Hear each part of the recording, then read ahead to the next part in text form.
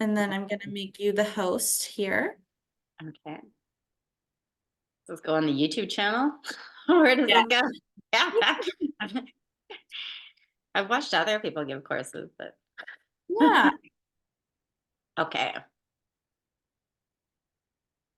perfect. There we go. And I'm just gonna make you the host. Okay. Perfect. So now when I leave, it won't end on you.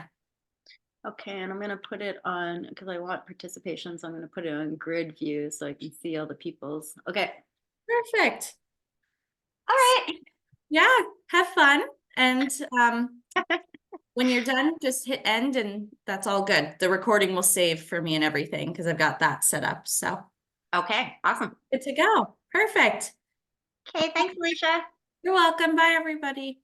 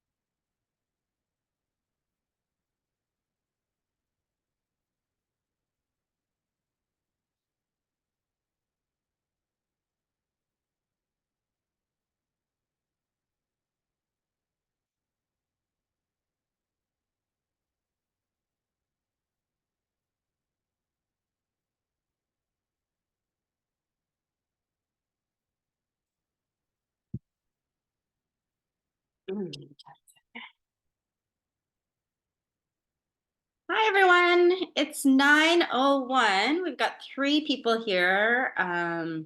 You can turn on your video. That would be great. I've turned on my video.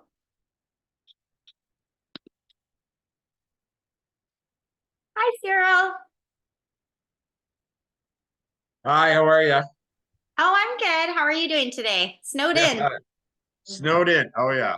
The end of my driveway's a mess.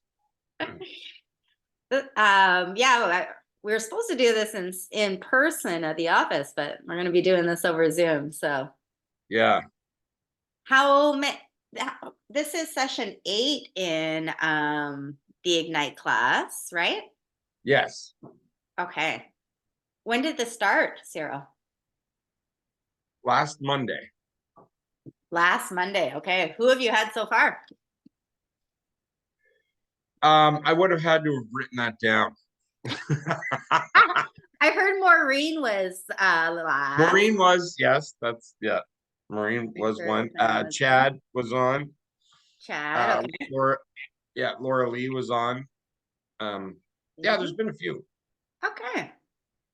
Cool. Well, this is my first one that I've taught, and I'm now part of the ALC here. So this is actually good for me. It's pushing me out of my comfort zone, and that's where we always have to lean. Yeah, exactly.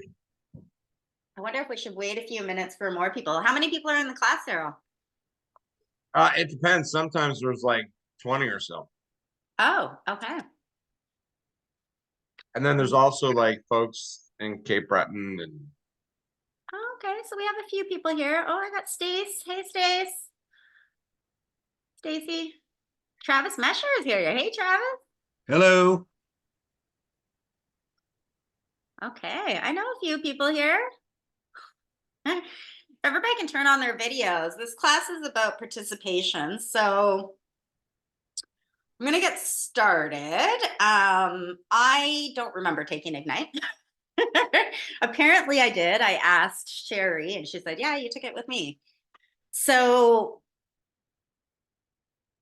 it's going to be, if you can all turn on your videos, it'll be much more exciting if we can all see each other's faces and communicate and share here. I will let down all of my things and I'll be vulnerable and share too. And I think from what I remember of Ignite, learning from individual agents who have and hearing their personal stories helps out. So I'll try to put in some of my personal stories and I'm going to ask you questions to share your personal stories. We're going to get comfortable and vulnerable. We're talking about social media here today, capturing leads with social media. So I'm supposed to talk about your progress with the success system. And I'm going to get everybody to volunteer for answering questions when I'm asking. I could say that, okay, if your birthday is in such month, then you're going to answer, but I'm just going to go through the list. And if somebody's not participating, I'm just going to call upon them. How's that sound? Good?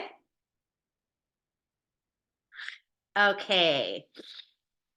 So, what challenges have you encountered with your success system and who's your accountability partners? Stacy, who's your accountability partner? My wife. That's a good accountability partner. Yeah, I really don't have one within real estate, to be honest. Yeah, I mean, I have a mentor, Okay. but I guess I could say her, but she really kind of just lets me do my thing and is there when I need her. So Who's your yeah, mentor? I really don't have one really. Who's your mentor? Sandy Carroll. Sandy Carroll. Okay. It's really Yeah. nice that at KW we have the mentor program. Oh yeah, I'd be lost without her. She's amazing. Yeah. Having a accountability partner is awesome. I would consider Sherry Dufree my accountability partner. She's not on my team. My husband Phil and I work together. And I actually did not know how to lead generate for my first 2 years. Phil kept yelling at me, lead generate, lead generate. And I'm like, what do you mean? I had to actually take the Bold course before I actually learned my lead generation model. And everybody lead generates differently. Who here has read the MREA book? Maureen has. Good job, Maureen Sangster. I've read pieces of it. You've read pieces of it. Fantastic. Yeah. I've listened to it on Blinkist. Does that count? Yeah, that counts. Listening to it counts. Shelly Rose, you got your hand up. So I'm saying that you read the MREA. So once again, the great thing about the MREA and Keller Williams is we're not reinventing the wheel. So when you're getting creative with things, it's your own internal passions. And I like that about Keller Williams too, is they ask you what your big why is. So your own internal passions. Phil loves to play hockey. My husband Phil loves to play hockey and golf. Those are his passions. That's his fear. That's where he lead generates. Why? And I think lots of people within the Keller Williams said, why do you want to spend a bunch of time doing stuff that you don't actually enjoy doing? When I took Bold, I realized that I don't like working my spear. I'm not actually here originally from Nova Scotia. So a lot of my contacts are from the civil engineering world, and they're more acquaintances.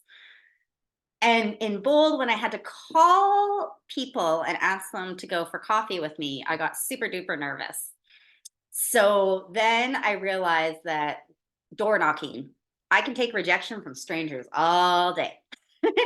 Rejection from people I know, I did not like it. But Phil works his sphere of influence. So everybody lead generates a little bit differently. The MREA, it's leads, listings, and leverage, right? You guys are all newer agents, so you're not going to have leverage. It's just you. So leads and listings, you should be spending a majority of your time lead generating. It's very easy to get into this business and start working in your business or on your business and like building a web page, building this, doing this, when calling people and asking questions and knocking on people's doors and asking questions. I actually went out with Gene Rivers, and this is the only time that this has happened. When Gene Rivers and Jason Abrams was here, does anybody remember that? Did anybody go to that? Stace? Yeah, I went to that. Angela, you went to that? Who else went to that? I Yeah, went I for was that. there too. I was Okay. there. So, Maureen, did you hear Jason Abrams talk? Yes, I did. Okay. was amazing. So, loved Jason Abrams. Take your passion, whatever it is, a silly little dog, and whatever that might little thing be for you, that's what you're going to be sharing on social media, right? Gene Rivers, we went out for dinner with him. Susan Young was kind enough to organize that. And Gene Rivers spoke to the waiter. He's not even from Halifax. He spoke to the waiter and he asked the waiter, do you own a home? Do you rent? And Phil and Susan and I were sitting there like, whoa. And he's like, these three are all realtors. Which one of you have a card? So he called us out and put us on the spot like that. My big why is mental health. That's why I joined this industry. Control of my time. So, okay, let's get started on some slides here. Okay, so you have done your course overview, you've sparked your career, embraced your job, connected with your market, and defined your value. That's really important, defining your value. What are you providing of value when you call people, when you reach out to them on social media, when you door knock them, however you're lead generating, what are you doing to provide value? Today, we're going to talk about generating your leads, growing your database. You can talk to all the people you want. If you don't put them in your database, what's the point? So when I took Bold, I realized I was a door knocker. And when I started door knocking, I was offering free drone photos.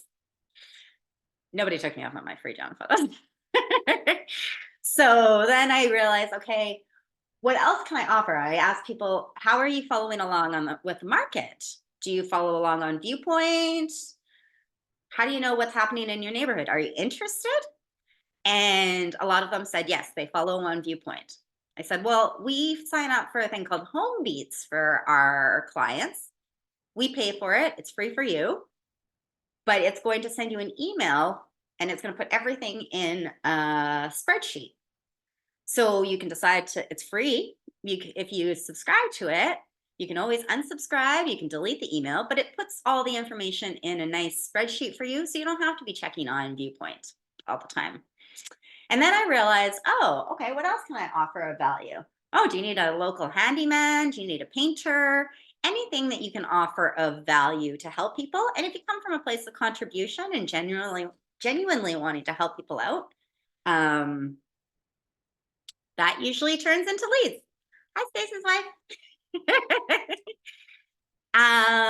So I converted probably with Home Beats, I probably got about 30% of the people that I door knocked on, I was able to capture their email address by offering up Home Beats. Does everybody know what Home Beats is?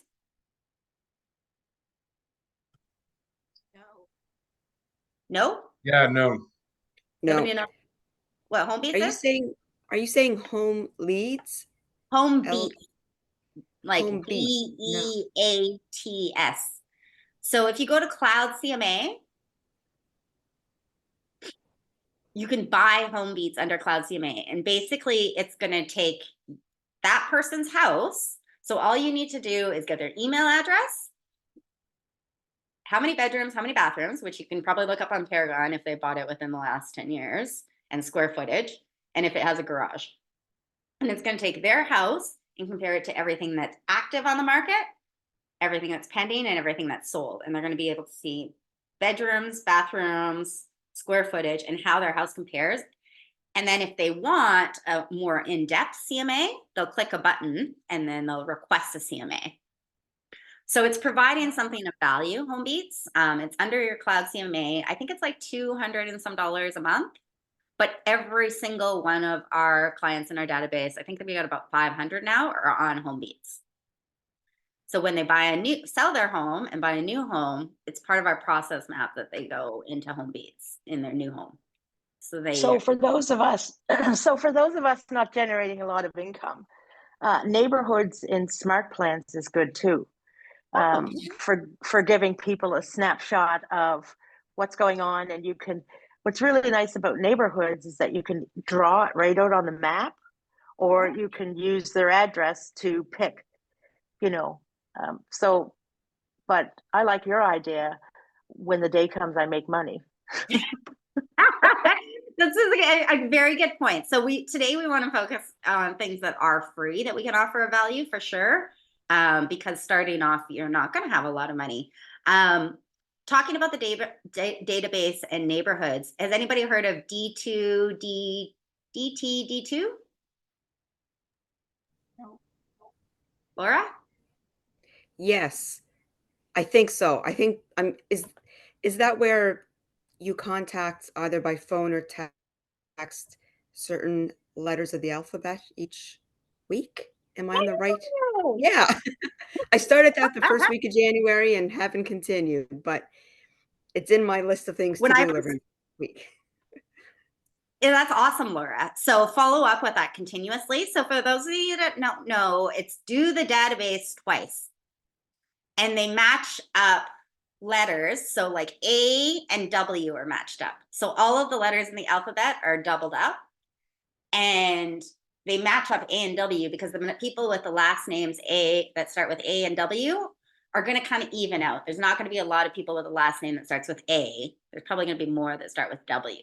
So they match up the letters. So when we tag our people in Command, we have a bunch of different tags, but we have the A and W tag, so the DT, D2 tags, where the lead came from, what neighborhood they're in, are they getting birthday cards, are they getting invited to events, and you'll develop your tags as you go. But I think right off the bat, DT, D2 is a good one to start implementing.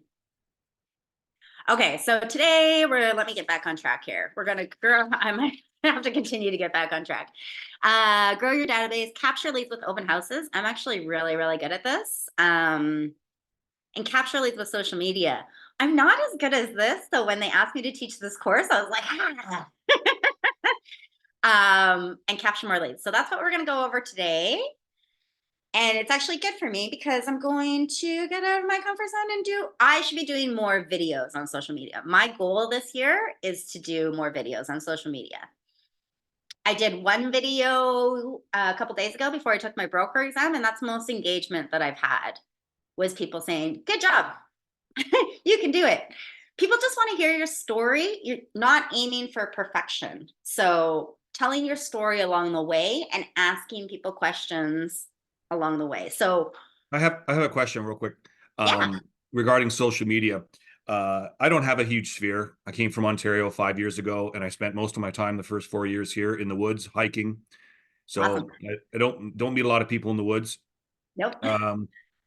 So yeah, that's been a struggle for me starting off, not having a big sphere to draw from. And obviously I don't have any referral clients to draw from because I didn't have any clients yet. So I kind of rely heavily on door knocking, but I don't really door knock either. I kind of just hang a door hanger and a fridge magnet on their door and I walk away. The odd time I'll run into people, but the knocking on the doors, I haven't really done a heck of a lot, but I do a lot of handing out my hangers and stuff. So I rely pretty heavily on social media. I do a Yeah. little advertising, but the one thing I've noticed about social media, and I don't know if anybody else has noticed this, the only people that seem to follow realtors is other realtors. So I'm like, well, that's useless. These realtors are never going to buy from me. So I get all kinds of likes and stuff on my stuff, and I look through them all. They're all realtors. So unless I'm doing a paid promotion where I can kind of narrow down my field, Yeah. I just don't see the use in it, to be honest. But everyone swears, oh, you got to do it. You got to do it. It's 2024. You got to be on social media. I just So- don't get it. Stace, I feel ya. I completely feel you. So Melissa Simpson is my admin. We hired her 2 years ago. And I told her, I don't care about Facebook and Instagram. It's just a bunch of people scrolling and comparing their lives. And I prefer YouTube and LinkedIn because that's where people go for information. So YouTube, I don't know if I should be getting off track like this, but whatever. This is going to be, I just want to be helpful for you guys. So YouTube, think about what people Google. My dad doesn't have Facebook or Instagram. When he's looking to sell his house, he's going to type into Google, how to sell my house without a realtor, how to sell my house for the most amount of money, how to sell my house in Halifax for the most amount of money. Well, he's in Edmonton, but those are the titles of your YouTube videos that you should be doing. So Yeah. I follow an agent out of Florida and she's really, really popular. She has millions of followers and she swears by you. She said, get off everything else. It's all useless. YouTube is an actual search engine. So that's why YouTube is the best, the number one social media outlet you should be advertising on. But so my goal this year, Stace, is to get my Facebook followers over to my YouTube. yeah. And YouTube is where I'm going to be providing valuable information. Yeah, it's a hard. I've noticed people that have been in the industry for years trying to get a real good following on YouTube, and they got like 6 followers, and they've been doing it for years. It's so hard to get a following on YouTube. It takes You so have to be long. consistent in your videos. Right, this vidIQ is an app.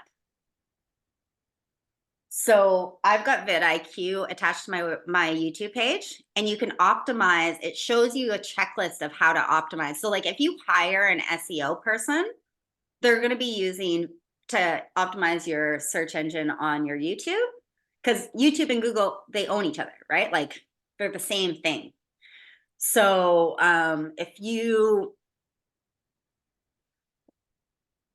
get the vidIQ app, it will tell you what you need to do in your description, in your title, in your hashtags, and give you recommendations on how to make your YouTube video stronger.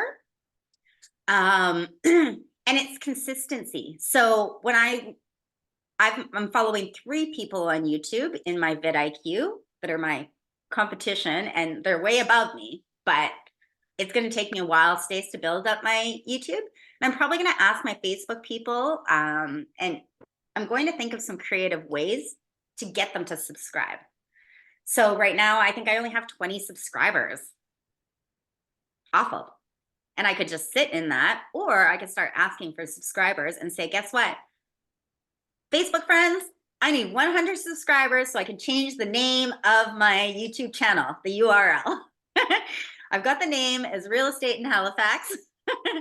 I need you to go and subscribe. So I'm asking something, and then in return, I'm going to provide something of value. There's going to be lots of great information. I'm going to do tours of neighborhoods for buyers from out of town. I'm going to have a seller's list. I'm going to have a buyer's list. And I'm going to have another list talking to agents too of videos. So I agree with you, Stace.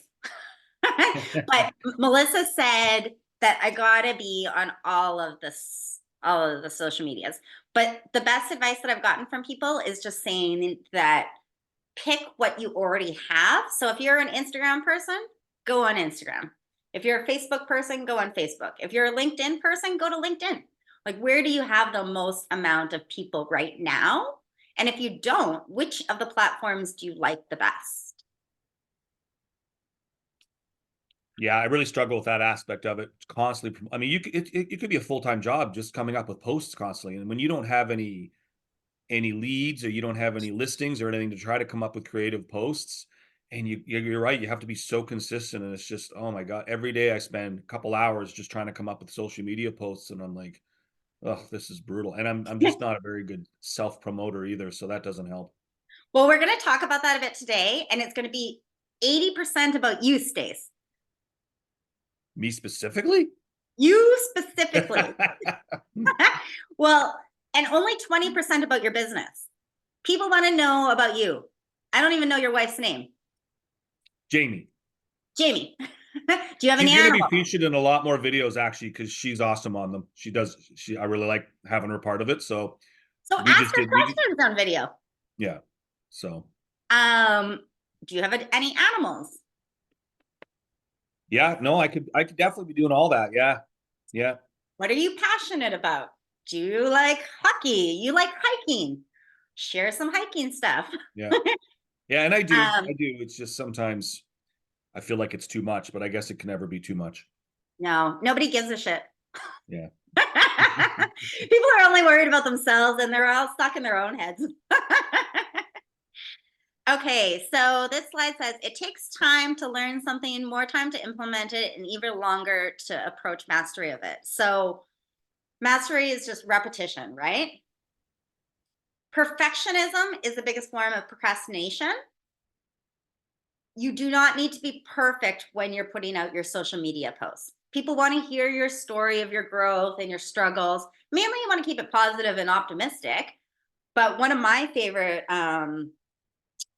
people that I took the course with was Octavia Purdy, and she's with Exit. I took the licensing course with her, and she documented her going out and door knocking.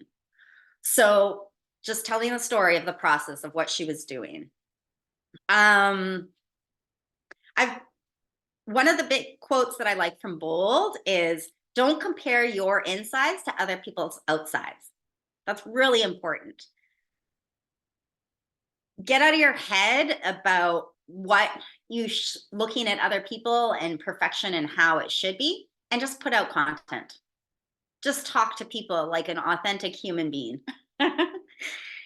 And when you're authentic, you're going to find your people. So Stace, if you're into hiking, you're going to find more hiking people, right? And the more that we find our people, like I've turned down a couple listings. This is going to sound odd to some new people starting off, but I've turned down some listings if they aren't my people. Like if we're not going to see eye to eye on things, we just might not be the right fit. So be authentic, find your people. Everybody wants to be seen, heard, and accepted. Relay your passions. I think the fear of rejection is what stops a lot of people from posting things and sharing too much. Well, the opposite of rejection is acceptance, right? The opposite of fear is love. You can only have one without the other. So get rid of that fear of rejection and look for acceptance and finding your people, and listening, asking the right questions and listening. I'm going to come back to that quite a few times. So when you hear this quote, learn, implement, and master, what comes to mind? Do you have any questions about that? Sorry, this is a question they asked me to ask. I would say that it's just repetition. Once again, don't focus on perfection. The first time I door knocked on somebody's door, it was weird. The first time you do anything, it's going to be weird. After you do it a few times, you're going to find your own jive and your own way of saying things, and it will become easier as you do it more often. Can I say something here? Yes, please. Hi guys, I've joined now. I'm finished cleaning up this. James. Hey guys, good morning. I did my first door knocking experience on Monday in my neighborhood, and it was procrastinated for a long, long, long time. I meant to go out around the holidays, and of course, came up with all the reasons not to do it. And anyway, I went out on Monday for the first time on my street with some postcards on real estate stats and whatever.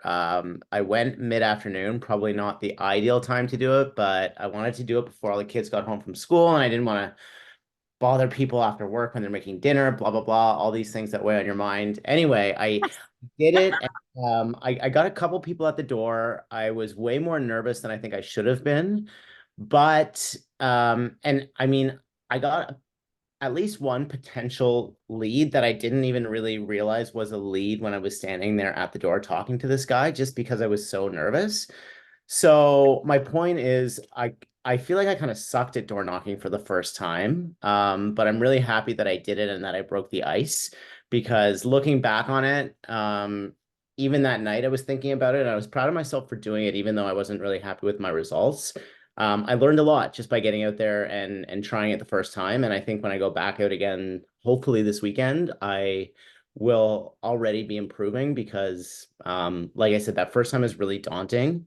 It certainly was for me. I'm not a shy person, but going up and knocking on somebody's door and kind of talking about something that is new to me too is really kind of frightening. And like I said, I learned a lot from that experience, even though I think I didn't do very well at it. So you're learning, and you said the word nervous a couple times. So I love comparing words, and you can't have one without the other. Love, fear, right? Rejection, acceptance. So nervous and excited. What is the difference between nervous and excited? I guess one of them you're optimistic and one of them you're pessimistic. Woo, yeah. Yeah, So what are you looking yeah, point for you. for? So nervous versus excited. Nervous, you're expecting a negative outcome. Right. Excited, like, oh my God, the possibilities of meeting all my neighbors and maybe finding somebody that I can provide value to. I might find somebody that wants to sell their house. It might not be today. It might be in a few years of like when they're in their, have they just bought the house? Because we're all going to go through our cycles, right? We're going to buy our first house. We're going to buy our family home. Then we're going to downgrade and live in a condo. So just meeting people and getting out there and having the conversation, and you were nervous because you felt like you were going to be rejected, probably, right? Yeah, I would say so. And as I was kind of mentally trying to prepare myself, I was trying to tell myself that I was excited about it. But I think the other emotion of nervousness just kind of took over, and part of it was because I am new to real estate and I just haven't gotten my groove yet. Like, I don't have those really kind of rolling off the tongue lines yet. So that will come with practice and time, I know. But like I said, I got like a potential lead at the door that I didn't even realize. The guy was like, "Oh, we're not selling this year, but you know, we're thinking maybe next year." And I didn't elaborate. Yeah, great, but I didn't elaborate on it the way that looking back on it in hindsight, I should have. Thankfully, they live a couple doors down from me, and I see them walking the dogs all the time. So it's not like I'm not going to see these people and follow up at another time. But this guy is standing there telling me we're thinking about listing our house next year, and instead of like trying to get more information, I was like, "Oh yeah, that's great, awesome, cool. Here's my little postcard." Or Yeah. see, Yeah. So anyway, thankfully these are, like I said, neighbors of mine, and I will follow up with them. But have you put them in command yet?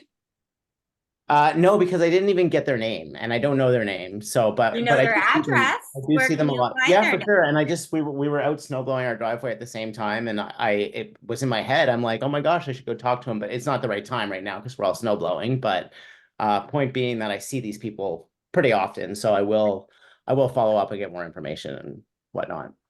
So you're going to follow up with them to get their contact information, email, and phone number. Yeah. You can contact them and provide them things of value. Right. Home Beats. But there is a place where you can find their names out already. True. That's POL, right? property online, yep, or that CRS data info button. Okay. Okay. That's free. Property online, you Right. pay money. Right. Sorry, guys. I just Still want, grinding I just coffee want to throw this here. out there that if anybody's like new to the door knocking, I've been door knocking for quite a while now. And I mean, I've had people open the door and rip up my door hangers right in front of me and say, I've been here 30 years, I'll be here. Like, you know, Wow. that stuff never gets to me. Rejection, I find humor in everything. I just kind of laugh and go, hey, you know, well, there you go. If you don't want it, you know, I make Yeah. light of it. It doesn't bother me one bit. But if anybody's looking for some really good info on door knocking, and I don't know if anybody follows them already, but it's not within our brokerage, I know, so this might be taboo, but there's an agent out of Exit. His name's Ken Purdy. Oh, so that's Super, Octavia's brother. Yeah, super nice guy. And he was our agent when we bought our house out here. And I don't know if he goes by Ken Purdy on Instagram or Opportunity Knocks, but he's a very well-known door knocker. He's even been hired by some of the top real estate agents in New York, and he goes to New York and door knocks for them. Wow. So he does conferences all over North America and does speeches on door knocking. That's how he gets all his leads, and he still does it. He does hundreds and hundreds of homes a week. He loves it, and he really knows how to talk to people, the first things to say, and he's got a lot of information on his Instagram about it. So you want to check that out. He's I find actually it very helpful. he actually knocked on my door last year before I got licensed, and I still have his magnet on my fridge. Yeah, there you go. Yeah. So I know who you're talking There you about. go. See? Yeah, he's a So great guy. Octavia Purdy is his sister, and I did the licensing exam with her, and she documented her door knocking on Facebook. So she would Yeah. say, okay, this is my goal, everybody. I'm going out to door knock 100 doors. She said, success on purpose. So she told people about her experience of door knocking and highs and lows. So you can tell people, right? And you're just going there to provide something of value. So whatever that might be, and the rejection, I can take rejection from strangers. I had an old lady, when I knocked on her door, she came to the window and she was like, what is it that you want? And I said, I'm just here to introduce myself, and I'm offering home beats, and I'm offering like handyman of the neighborhood. Do you need anything done? And she told me to shoot. She goes, shoot, get out of here. Yeah, okay, thank you. And if you just think in your mind of, okay, you're lost, like I was coming to provide something of value, you don't want to talk to me. Now, Kate Peterson, she said, you have to find your own script with everything. So for door knocking, Kate Peterson said she had somebody, and she's the bold instructor that I had. She said she had somebody that just went and like passed out their card or door hanger, and they're like, hey, can you throw this in the garbage for me? Just something to break the ice and get people talking. So yeah, I often use, if the house is a really nice house, I'll often use, listen, I don't know why you'd even want to consider moving from this beautiful neighborhood and home, but if you do, here's my card. And I go with that one a lot. Like that. So. And when they say they were never moving and we're going to be buried here, I've had that one a couple times too. Yeah. Well, who's going to inherit your house? We got an answer for everything. You ask the 5 W questions, like who, what, where, when, why, how. You're not going to get yes or no answers. They're going to have to explain themselves, and you're going to break the ice however it is that you might want to break the ice, right? And get them talking. Towards the end of the conversation, like always when I door knock on a door, I'm like, sometimes I change my script each time. Like I'm having fun with it, right? I knock on the door, I'm like, thanks for answering the door. The lady goes, that's what I do when people knock. I'm like, all right. Yeah. And I'll say, if anybody's out there kind of leery about doing it because they're worried that, because I don't like being bothered at my house. Like I don't even answer the door when the people knock. I just, me and my wife just sit on the couch, look at each other and say, you going to get it? Nope. You going to get it? Nope. So, so it was really hard for me at first to bother people at home. But I have to say, I've probably door knocked, well over 1,000 homes by now. And Wow. I would say 99.9 of the people are amazing. They're totally friendly and nice. So it's not as intimidating as it might sound. Yeah, Most people okay. are great about it. And if That's you come good to from a hear, place thanks. of curiosity and you're asking them questions about them, people want to talk about themselves. They do, and people love talking about their house too. Hmm, okay. How long have you been in the neighborhood? Yep. What Oh, do I've been you stuck at some doors, especially with older men who are kind of retired and don't, they will chat you up. I've been stuck at some for over an hour, just shooting the breeze about their house and the neighborhood and the history of the neighborhood and stuff like that. So, So my advice there is don't go inside the house. When they ask you to come inside the house, set an appointment to come back because you're on the business of door knocking. You got more doors to knock on, but set an appointment to come back and talk to them. yeah. Okay. So I'm supposed to be talking about social media, not door knocking, but I like that we're participating and that's the only important thing. So sorry, guys. Yeah. Sorry, guys. Iris? Yeah, I'm Iris. I'm just dealing with my little ones at home because the school is closed. But I heard a lot of valuable information, and I actually thinking about door knocking out in my neighborhood.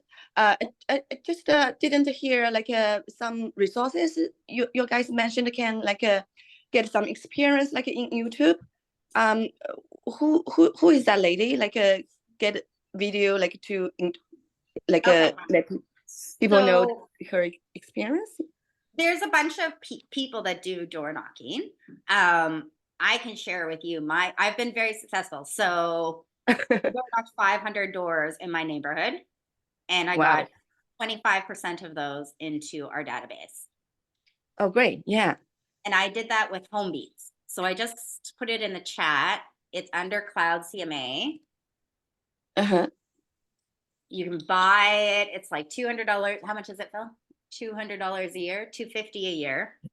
And you're providing something of value. Now, if you don't, somebody made a good point earlier that they don't have any money. Angela, if you don't have the money to buy HomeBeats, what else could you door knock and offer of value? So I had the drone. So I thought, oh, back in the day, aerial photos, people are going to want aerial photos or drone photos. I only had one person, which is great, actually, because I don't want to be running around doing drones. But when I offered, do you need a painter in the neighborhood? Do you need a plumber in the neighborhood? People towards the end of the conversation were more likely to give me their email and their phone number because I was asking questions about how I can help them. What can I do to provide you value? That's the only reason people are going to give you their contact information, right? And it's not, you're going to only get a few people that say, oh yes, actually, I'm thinking of selling my house next year. A lot of people might not be thinking about selling their houses, but I door knocked on my block and I found a lady who referred me to people. Her son had some vacant land to sell and her sister was selling her house in Portland Estates and moving into her house. So I helped them find a contractor to fix up some baseboards and I provided value, right? So Yeah. just go out, knock on doors. Okay, let's do this. Let's role play this, James. You ready? Let's go. Okay, I'm the agent. Knock, Perfect. knock, That makes it knock. easier. You're the homeowner. Yeah. Okay. I Cool. turn to my side, so I knock on the door and then I back up and I turn sideways, so I'm not so confrontational in somebody's face. I go down a couple stairs. They come to the door and I say, "Hi, James. Thanks for answering your door." I shouldn't have known you. Hi, thanks for answering your door. Yeah, of course. I just got home from work. Oh, awesome. What do you do for work? I'm a real estate agent. You're a real estate agent? Me too.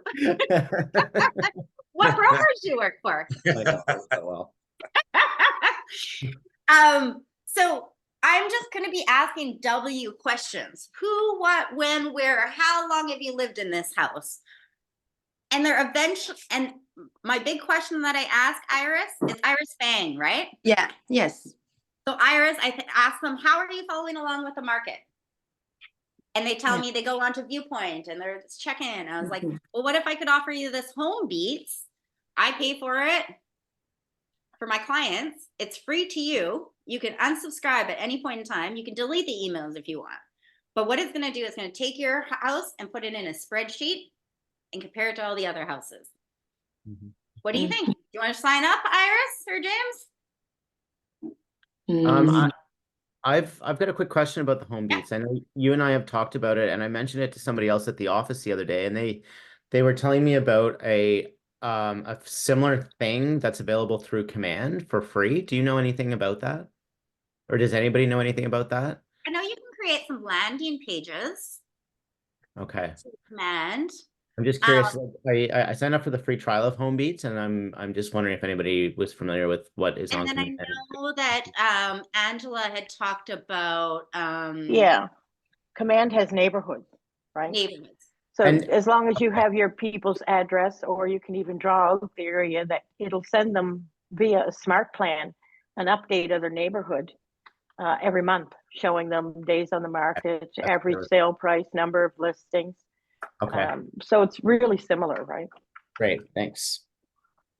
So whatever it is that you're door knocking and saying, you're going to be providing value and you're asking questions and people want to talk about their story, right? And just keep further probing and asking questions. Oh, you want to die in this house? Who is it? Do you have any children? What's the plan afterwards? It's asking questions and coming from a genuine place of contribution too. So we'll do more of the door knocking because it does come up towards the end here.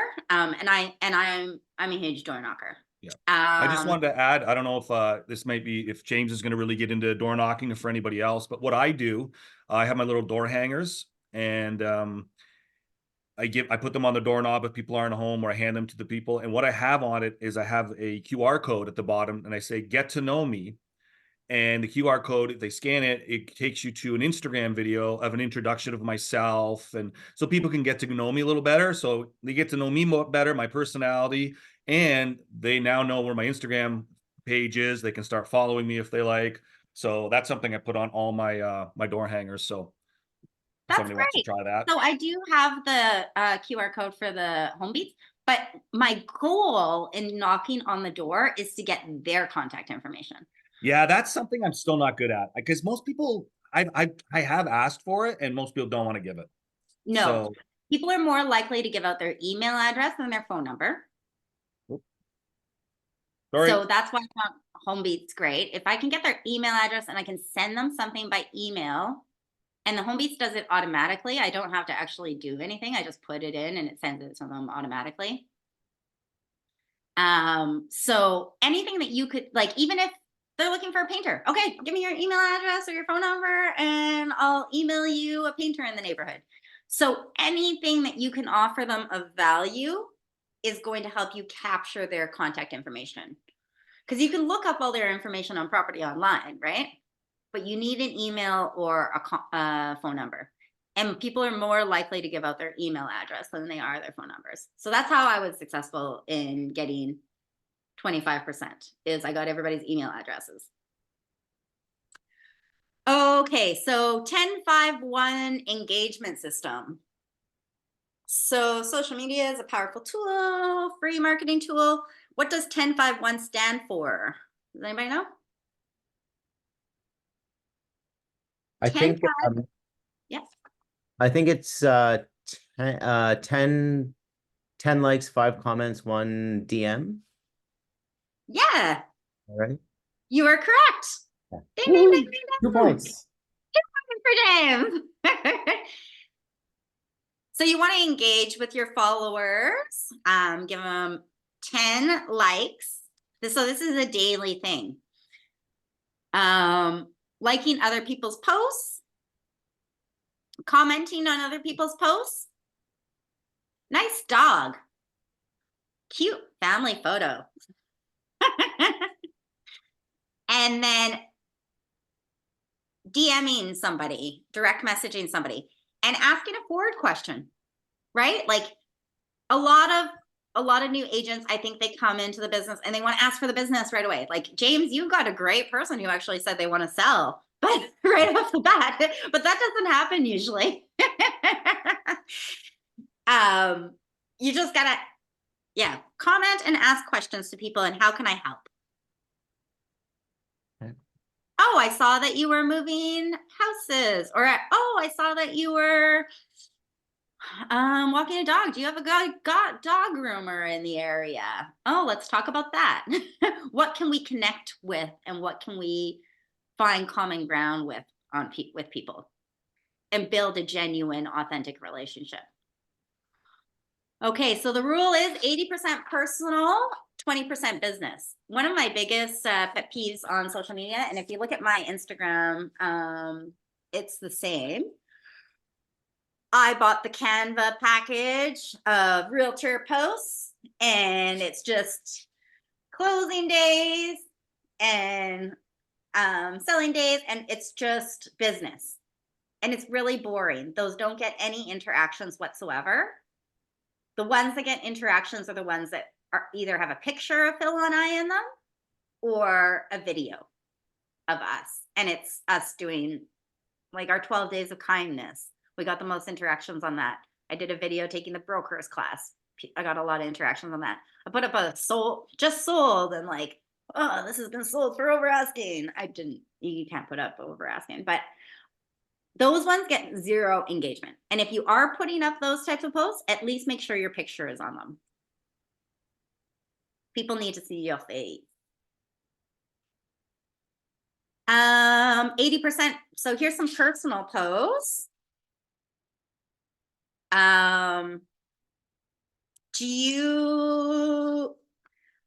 So 80%, what would be your passion? I think we should go through everybody and say, what are you passionate about? So for me, I'm passionate about yoga and drainage. Anybody who was, I was a civil engineer, and I took civil engineering to know what was involved in developing a piece of land that my family owns in Alberta. And now when I go on a vacation, Phil makes fun of me because we went to Costa Rica and all these like Santa Teresa, where all these like hot surfing buds everywhere. And he said, I didn't flip an eye at like a hot guy walking by, but if there was good or bad drainage, I'm like, whoa, look at this drainage. So I'm really passionate about drainage. Water will ruin everything man makes. I literally have thought about driving around to people's houses and adding extensions on their eaves. So that's silly, but it's something unique that I'm passionate about. Phil, like I said, he plays hockey 3 times a week. He's actually gotten a bunch of pucks made with our logo on it. And those are like inconsistent circulation, right? If you love golf, get some golf balls made, man. You lose it in the woods, somebody else finds it. So a product that's not going to be thrown in the garbage, something that can be used over and over again. So Cyril, what are you passionate about? Well, oddly enough, it's golf. Awesome. Yeah. And as a matter of fact, I had 2 members at my course reach out to me last week. Awesome. Yeah. Where So, is but your the course? the golf ball idea is great because I actually have a friend with a cricket who can put my stuff on, my contact info on a golf ball. I'm at Granite Springs. Grand Springs. Okay.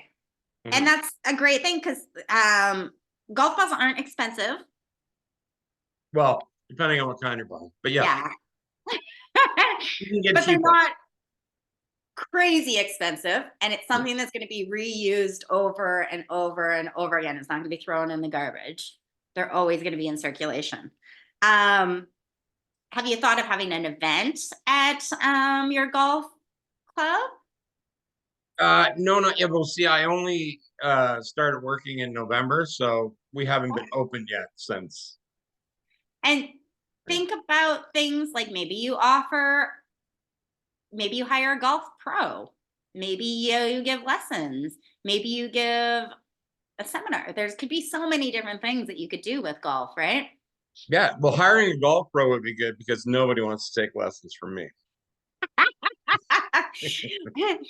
I hired a golf pro before, and it's great. Phil does a lot of deals on the golf course, and the connections that he knows of people on the golf course and other people that he takes golfing. He bought a pass at Heartland Point, so he would take clients golfing too. James, what are you passionate about? What do you enjoy to spend doing in your free time? Yeah, I've got a few passions, but the one I'll mention is fitness. Okay. And actually, since we're talking about this, it occurred to me yesterday because I spent a lot of time in the gym and in the swimming pool, and I thought yesterday the idea crossed my mind about getting some customized gym shirts made that I have something on the back about being a realtor and like flexing your real estate muscle or something like that. Like, come talk to me kind of thing. Like letting people, I spend a lot of time at the gym, but I don't necessarily engage with a lot of people there. I kind of go in and like to do my own thing, but you know, you do see the same people over and over again. So I thought instead of having to go up and, you know, have awkwardly start a conversation at the gym, people wonder why the hell I'm doing that. I can, I'm going to look into getting some customized gym shirts with real estate stuff on it. So Yeah, James, sorry, I'm a huge gym rat too, and I wear nothing but my real estate t-shirts whenever I'm in the gym. Okay, cool. Is that stuff that you got custom made, Stace? I did. Yeah. Yeah. Okay. Awesome. We can chat later about that maybe. Yeah, for sure. Cool. So we're talking about spending money right now on things. And I might have some ideas for fitness, like water bottles. Yeah, Right? that might be a cool idea. Bakers. Like wipe off towels, are those cheap? What about the lifting of weight gloves? I don't know. Yeah. No, there's lots of ways you could go with that. Stace, have I seen you at Penhorn Good Life? No, I seriously. did work out at Penhorn for years before I moved out to the Valley. Yep. Okay. All right. I think I used to see you there. Anyway, Yeah. sorry. Sidebar. Sidebar. But what I would like to go back to is because we're 80% social media. I am friends with both of you on social media, and I did not know that you were into fitness. So what does that tell me? Yeah, I honestly, You're not following me close enough. I have never Have you put ever a post of posted. you doing fitness? I've started I've never ever posted a picture of myself at the gym. I never will. I can't stand gym selfies. I think I'm just not that person. I've never taken a picture of me at the gym or even mentioned that I go to the, it's just not me. Okay, so Stace, I'm going to play on that. I also would probably not take a lot of photos of me at yoga. Because what am I trying to, I feel in my hesitation with it, and maybe you can tell me your hesitation. My hesitation with posting a photo of me at yoga doing a yoga pose is like, hey, look at me. Look at how flexible I am in this pose. Look at me, dancer pose. Yeah. Well, that's all gym photos are, is look at me, right? And I'm just very humble. I'm not that personality. Like that's why I really struggle with social media to begin with, because it's all about self-promotion. And even my personal Instagram page, I'm a huge hiker. So I've hiked all over this province, and I have friends I hike with, and they all take pictures of themselves in front of the waterfalls and stuff. And I got to sit back and wait till everyone's done so they can get the heck out of the way, because I don't want a single person in my photos. All I want to do is show the beauty of Nova Scotia. I don't put myself in hardly any of the photos. I just want nature. So I really struggle with that aspect of it. Well, Stace, you got to get over it. I know. I have a face for radio. No, you are a very handsome guy. So oh, thank you. You're welcome. You are a handsome guy. And Stace, trust me, anybody can be on TV, Stace. You may not know, but I was a TV host for like 25 years here in Halifax. Really? Yeah. Very cool. So trust me, you can do TV. Well, then you should be killing it in social media. Yeah, it's almost too much for me. Yeah. I have thousands of people that follow me, and yeah. Oh, that's good. That's a good head start. Not all of them are completely sane either those days. Hey, even crazy people need homes. Yeah, true. People are people. No. I think we're all weird. We all absolutely. Well, Sina, you're definitely weird. Yeah. And we all have our quirks, and we all have our interests. So, Stace, I did not know you were into hiking. I did not know you were into fitness. And your The social- hiking, you're clearly not following my social media because that's all I post is hiking stuff. So Oh, really? Well, I'm not on the Instagram because I set up an Instagram account and then I got a creepy message from a guy and then a creepy phone call. So I turned our Instagram account into our company Instagram account. So Instagram isn't, I don't have a lot of followers on Instagram. I've got my followers on Facebook. I'm older. I'm on Facebook. Phil is the opposite. Phil likes Instagram and he doesn't even sign on to his Facebook at all. Yeah. So, but the purpose is whatever your passion is, take a picture of yourself doing that or get somebody else to take a picture. If anybody that's met me for a quick minute knows that I roll around with that selfie stick, because I couldn't get Phil to film me or take pictures of me doing things. Phil hates being in photos. Hates it. And I guarantee you it has to do with confidence issues. So if you just don't give what anybody else thinks and you're just posting content and you're like, look, this is me hiking. Look, this is me at the gym.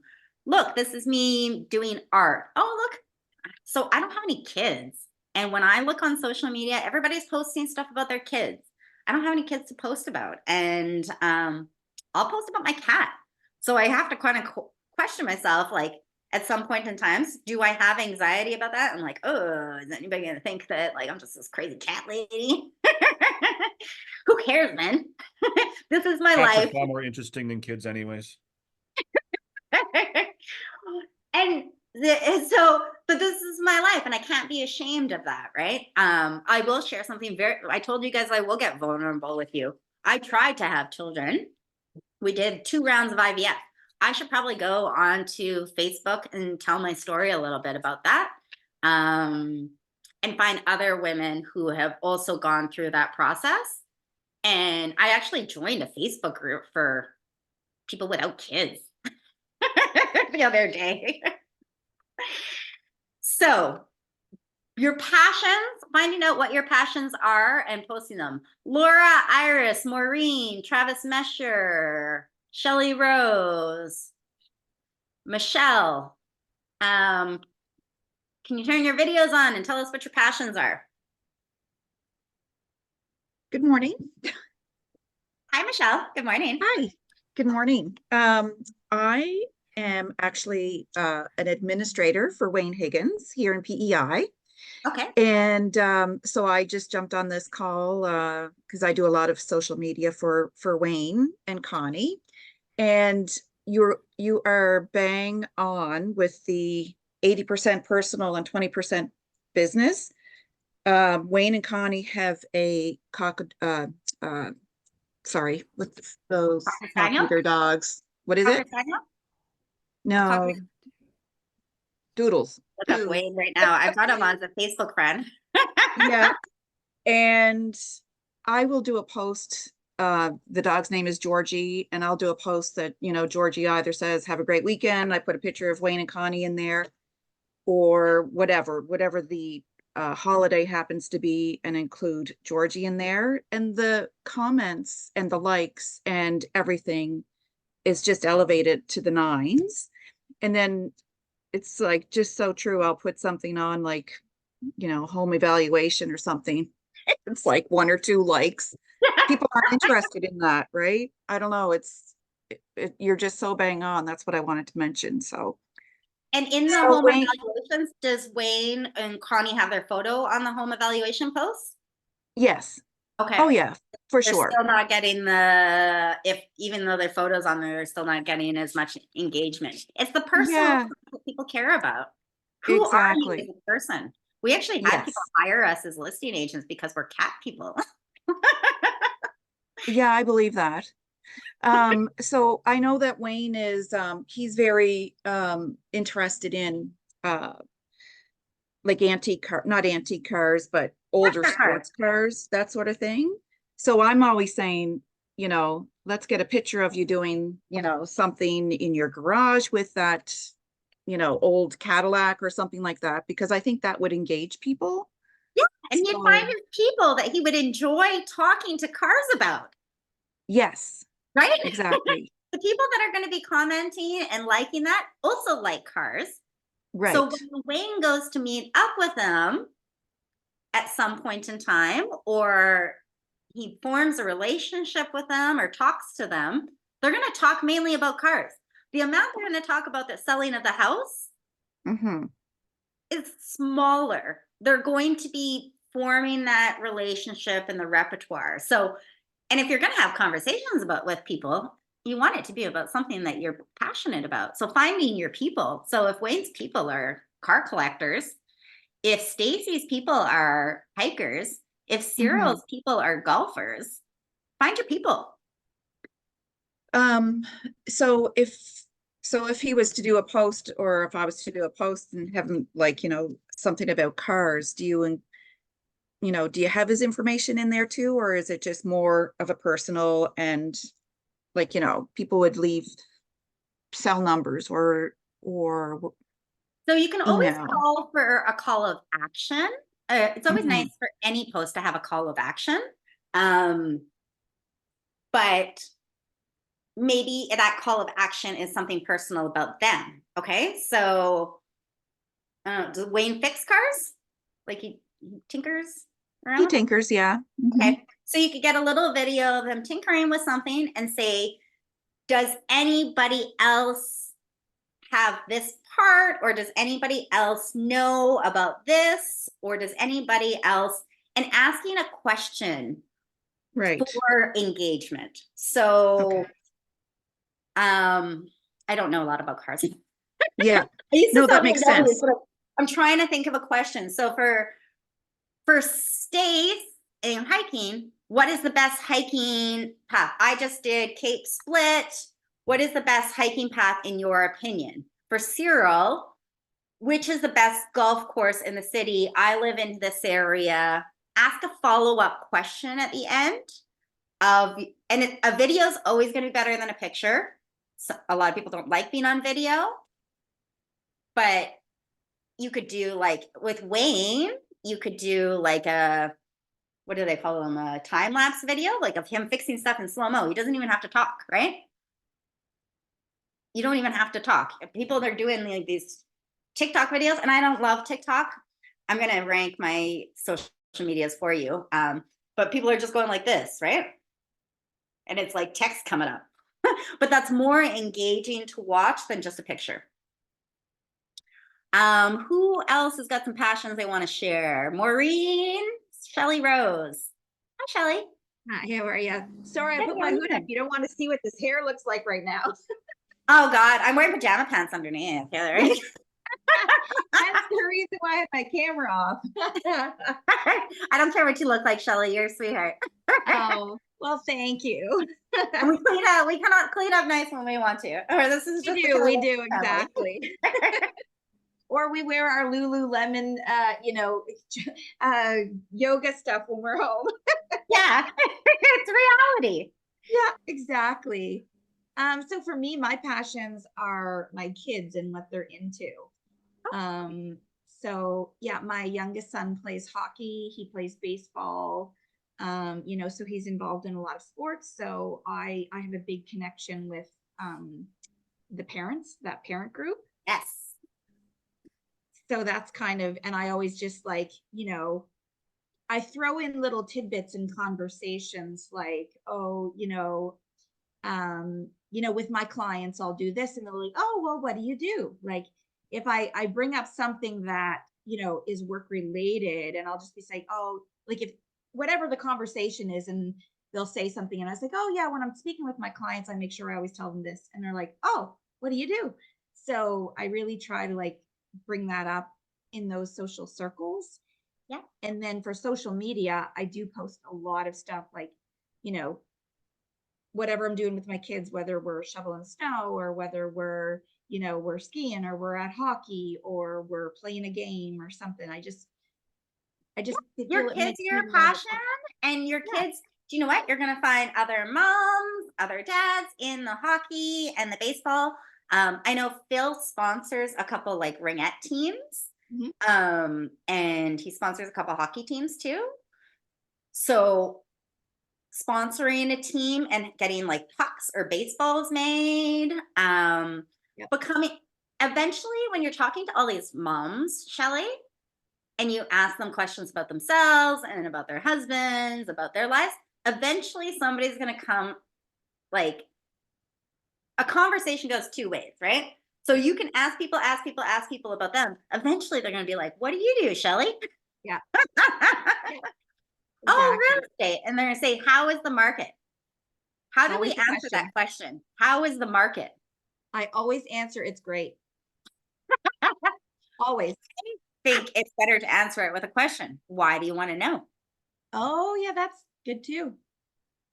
What is the purpose? What are your real estate needs? What are you wanting to know?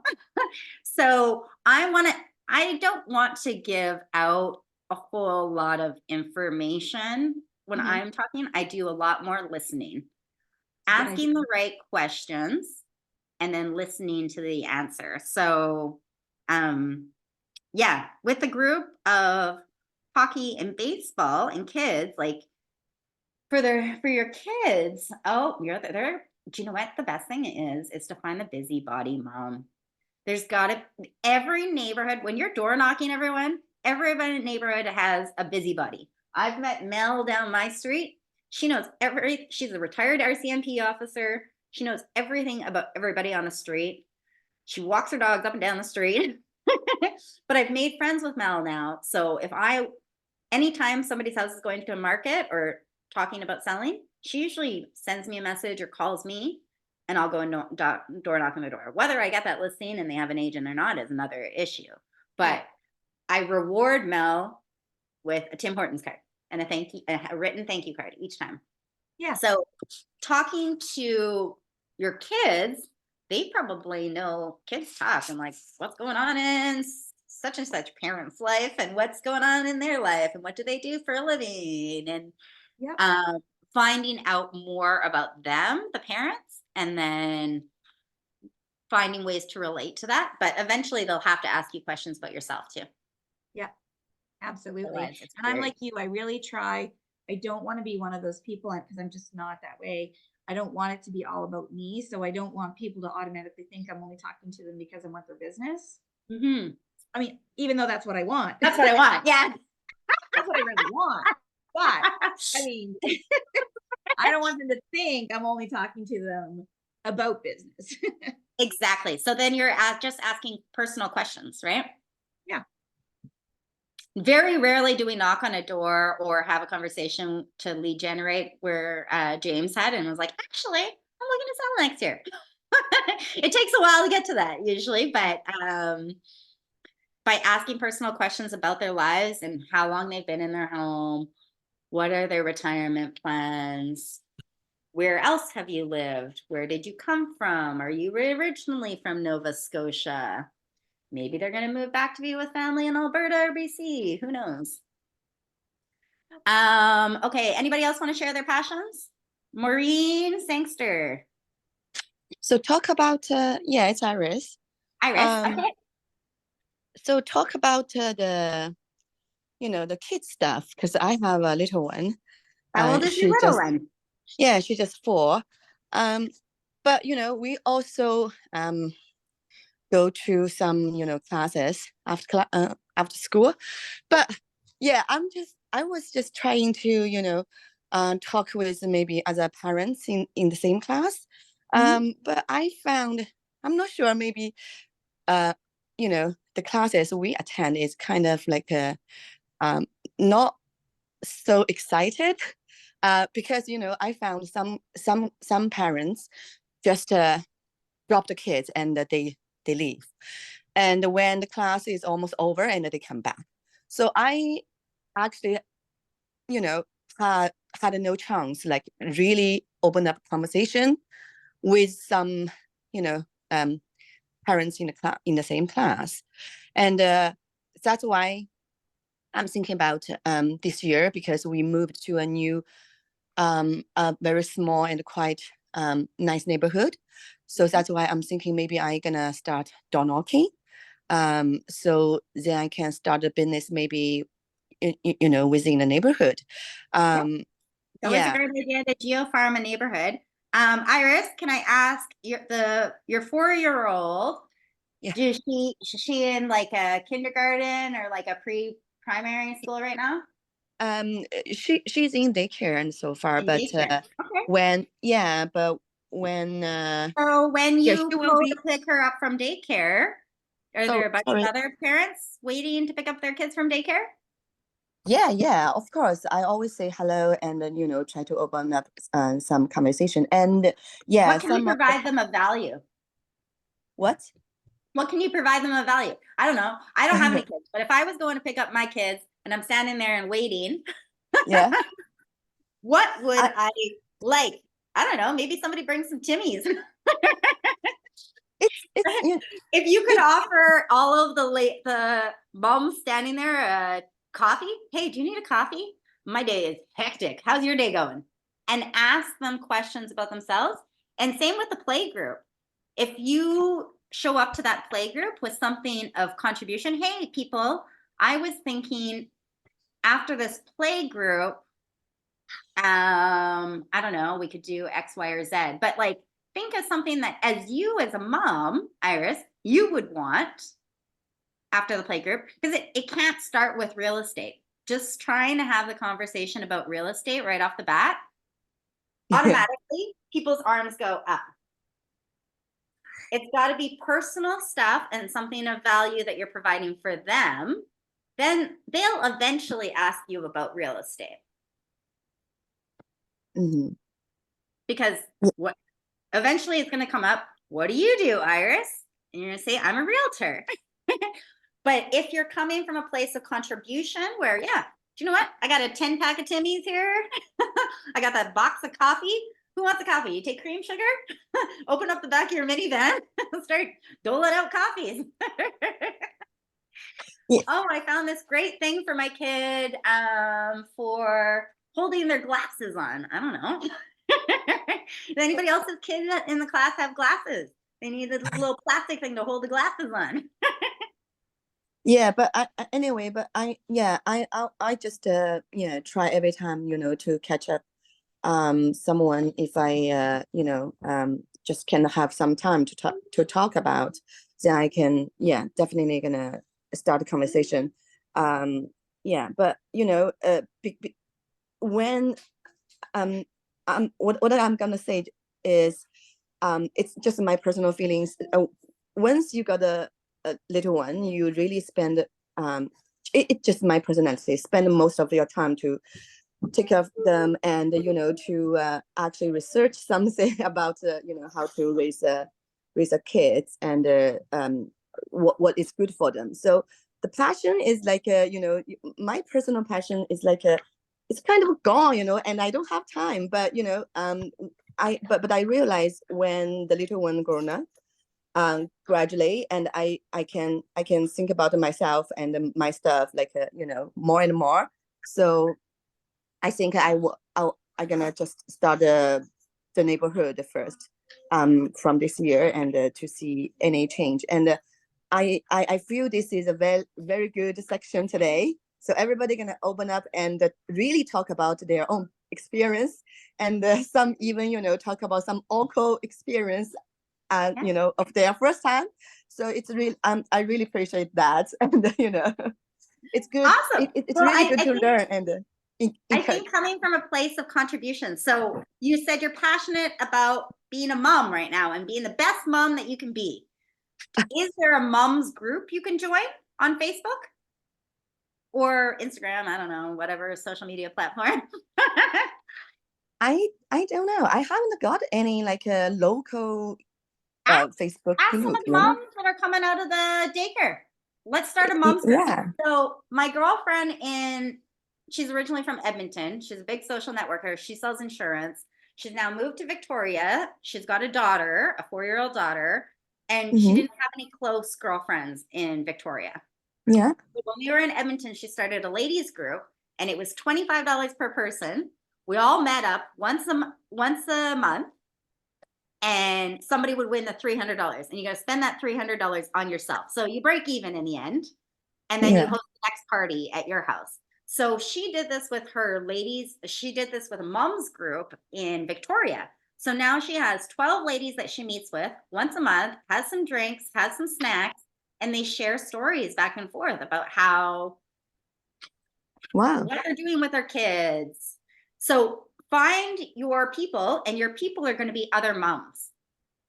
And if the Facebook group, if the moms group doesn't exist, start a moms group. Okay.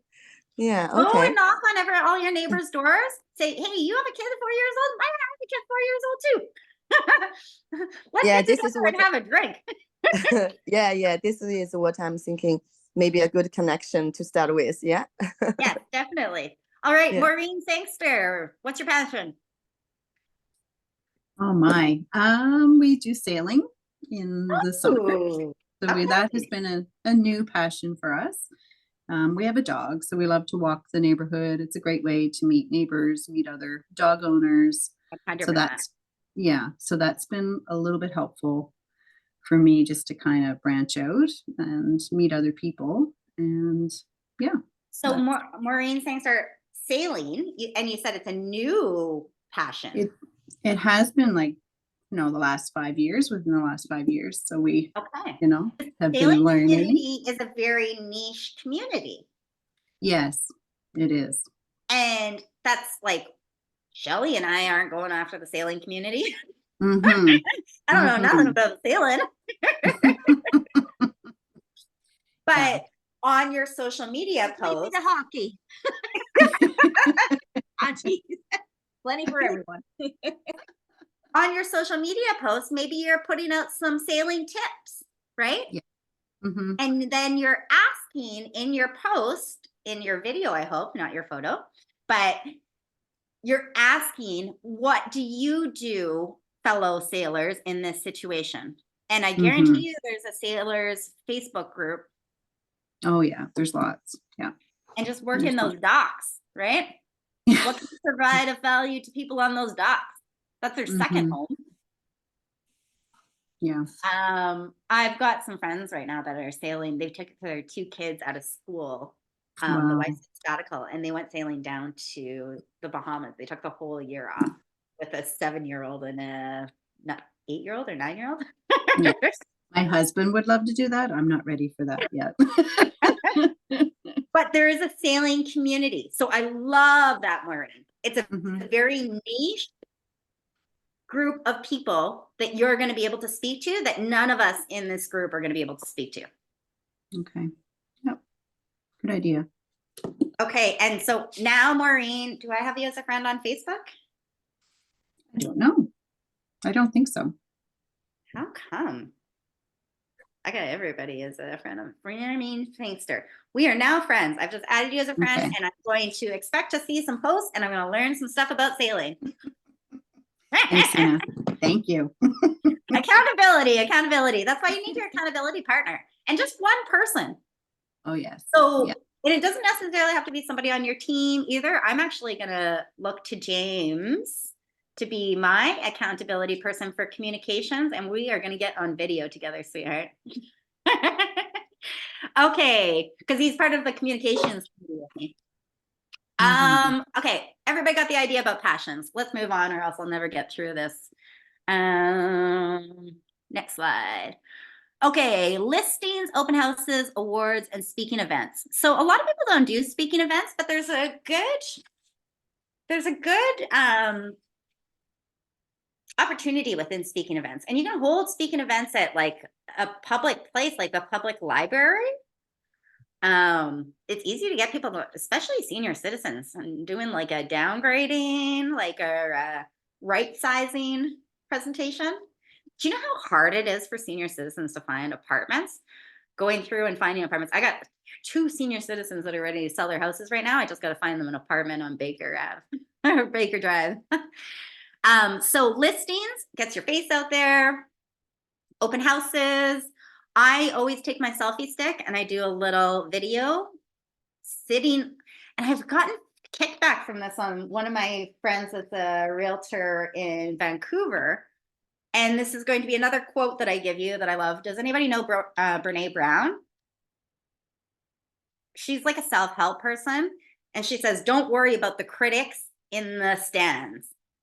And I think it's a Roosevelt's quote, actually, a Franklin Roosevelt. Unless you're in the arena doing videos, don't criticize my videos. So my friend in Vancouver said, oh, why are you always sitting on the floor in your videos? I said, so you can see the house around me in the background. And unless you're posting video, keep your video to yourself, man. So at open houses, I post videos. At awards, I got to get better at doing videos for these. I always do a listing video. And if I'm not in the listing video, I think we're wasting money on the listing video. So all you have to do for a listing video is I write a script out and I say the first sentence on camera. The rest of it is all voiceover. Sometimes I might peek out of a little like room or something that I want to highlight, or a shower or an infrared sauna or a kids playroom or something unique about that property. I've seen people jump in pools. I've seen but yeah. What's her name in PEI? She was playing with chickens on a farm. It makes the video more interesting. If it's just video of a house and it's like, da, da, da, da, da, da. My teammate right now has a listing, and it's a $1.2 million listing. And I'm cringing at it right now because it's energy efficient house, and nothing in the video tells me it's energy. It's zero, like it says it doesn't use any energy. And so in a video, unless somebody is narrating that video, you're not going to know that the walls are a foot thick. You're not going to know that it's got solar panels. You're not going to know that it's got heated floors. So in a listing video, you should at least be narrating it. And I think you should do one sentence in the beginning and one sentence on the end. I've had people fight me back on that. Even Susan Young says she doesn't want to be in the listing videos because it's not about her, it's about the house. But there's certain things about the house that you can't explain just in video. And you're paying the $500 for that listing video. Be on video. Open houses, I do a video for, awards, take pictures with it, speaking events. And you could do like a speaking event on anything. Maureen, do a speaking event on sailing. Find your sailors. Going above and beyond. So community service. If you are not on so I'm always going to refer to Facebook because it's my number one. So I've got people on Facebook. When I rank all of the social medias, I say YouTube, number one, LinkedIn, Facebook, Instagram, and TikTok. That's my order, my personal preference. But if you're not on your community Facebook group, what are you doing? Be part of the conversation. When people are looking for advice about something, have an answer. For me, the community Facebook group is actually hosted by another realtor. Oh, really? Peter Brewer. He's got the Bedford Talk Bedford. Oh. Talk Bedford down. But still be a part of the conversation, Shelley. Oh, I am, yeah. So Definitely. when somebody in your neighborhood in Bedford is posting something and asking a question, is Peter answering them really quickly? I think so, actually. No, it's more, yeah, like a lot of it is informational, but yeah, no, to be honest with you, I don't see him posting on it a lot, but it is like he's the one who created it. But so I think everybody's part of the like Ask Nova Scotia group on Facebook. Mm-hmm. And I was scrolling the other day and I saw, and this was probably about a month ago, and I saw a post about accessory units in backyards. Oh. And the person was asking about how to connect their services, so sewer and water, to the accessory home. Oh. I would say it's not an exaggeration, about 20 realtors got onto that comment did not read his question properly and said, oh, well, you have to make sure it's allowed by the bylaws. Oh, give me a call and I'll make sure that it falls within that. But nobody actually read his question. His question was, how do I get the sewer connected? So I said, well, it sounds like you're trying to pump sewage uphill. Yeah. That's not going to work out very well. You're going to want to contact one of these 3 contractors that are allowed to work on Halifax water, sewer, and water. And I knew that from my GNR Kelly days. But I listened to his actual question and I provided an answer, not looking for anything in return. Right? Whereas all the other realtors got on there and they're like, look at the bylaw. And he was like, yes, I'm past that step. None of you listened to my question. Right. Yeah. So he actually acknowledged my answer and he said, you're the only one that listened to the question and gave me an answer. So I provided something of value. So be of value. If you come from a place of value and not from a place of getting a lead, people are going to eventually come to you. And that's why I like YouTube. So the person who's providing me with the information, when it comes time to need that information, that's the person I'm going to go to. My dad was selling his house in Edmonton, and I did not ask one of my friends who are realtors to represent my dad. The guy that I got to represent my dad, it had a team in place because I knew that my dad's going to need to go and talk to a secretary. He's old school. He can barely send an email. But he had a stack this high of geographical farmed postcards from this one agent who has been geographically farming that area consistently.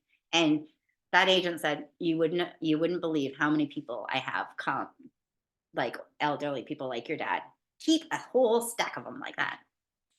But he was able to provide my dad an antique person for my dad to sell a couple pieces of furniture.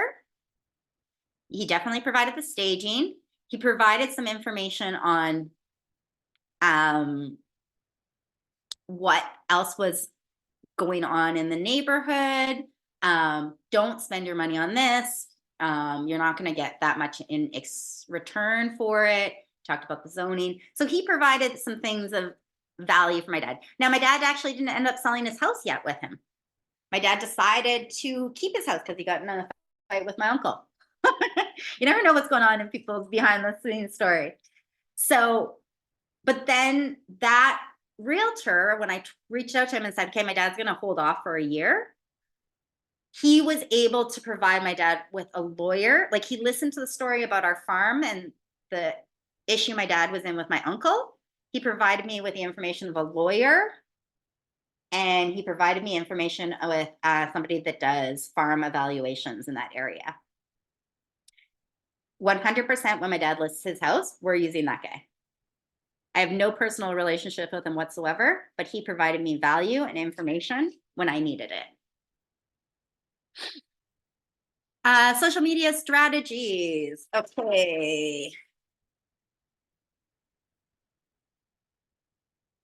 Find your favorite social media platform. Just one. Like, I post on Facebook and then it's instantly post to Instagram. I don't post directly to Instagram. And we use the Facebook. We don't use Command. I use Command if I'm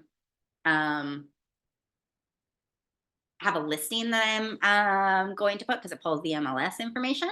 But most of our posts are just done through the metadata, because Facebook and Instagram are owned by the same people, right? You can schedule things in YouTube too. I've tried a couple of like the scheduling apps, like Hootsuite and stuff, but I'd prefer to do it. We prefer to do it right in the platform. Okay, post about listings, engage, post about your neighborhood. Yeah, what's happening in your neighborhood? Are they putting in a new street? Are they doing some things? You should always know about what's going in your neighborhood. Use videos, use images. Okay, so this is the work stuff, highlighting your business. Think of hyper local information about your neighborhood. So I know in Bedford, there's that school that's going up. who's going to be allowed to go to that school. I know that's a topic of conversation. Not everybody's going to get to go to that school. What are some other hyper local informations? Not many people want to go to that school, actually. Oh no, really? No. It actually opened this year. It's a high school. Well, actually, Oh. there's two. It's a campus. It's actually got basically elementary to high school. But for the high school, it's student-driven learning. So they basically it's more like they say a university, and that doesn't work for very many teenagers. Okay. Okay. So So they allowed people to pick which school they wanted to go to, rather than zoning it like normal and keeping it a regular learning environment. did And it was many people pick that school? No. So they ended up having to force some of the CPA students to go over there because they didn't have enough people volunteer on their own. So it was a bit of They spent all that money on that school. they did. Yeah. It's a bit of a crap show, but I think they're figuring it out now. But yeah. So Shelley, I haven't heard this on social media at all. I know of a bunch of agents that live in in the Bedford area there. Yeah. Susan Young lives there. I know she's got kids. Yep. I would love to hear a video of what's happening in that school. Yeah, right. Why I didn't know that, right? Right. So for me as a realtor, I've got clients that are buying houses in Bedford. Mhm. That's probably something I should know. Yeah, I exactly. made a video on it. I could watch your video. Yeah, sure. Absolutely. And post on social media and then finish it with a question. Which school do you prefer your children go to? Right. Right? Engage the people, engage the audience, and ask a question. This is the topic that I've been thinking about. What are your thoughts, fellow people? It's not about real estate. Post and don't ghost. This is my hardest one, is I'll do one post and then I won't do a post. So consistency, consistency, consistency. Why is it important to acknowledge compliments or comments and likes?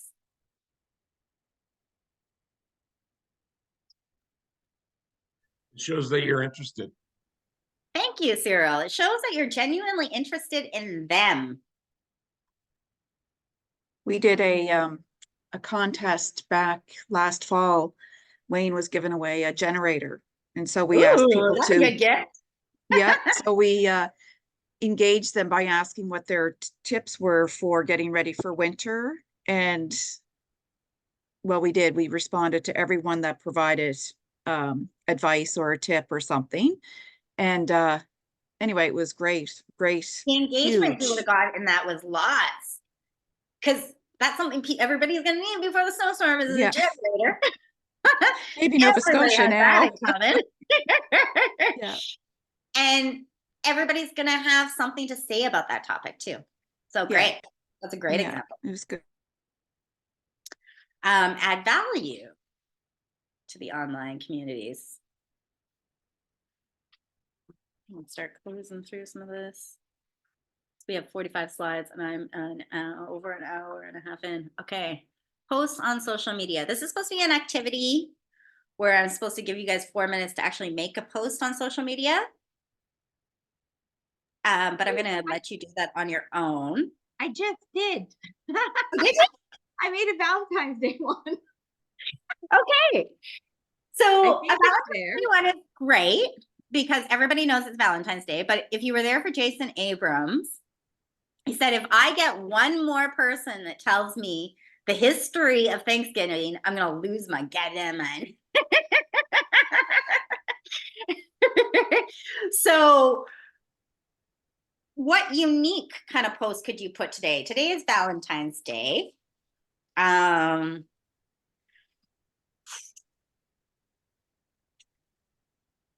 Valentine's Day, what unique post? Well, you got to do a Valentine's Day post, but what are you doing for Valentine's Day? What are some ideas of where you could go on a snow day for Valentine's Day?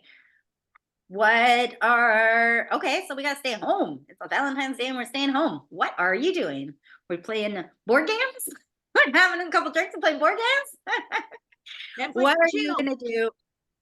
I'm probably gonna play. My husband got a PS5 for Christmas, so Phil and I are probably gonna play Tiger Woods golf on the PS5, and I'm gonna beat him.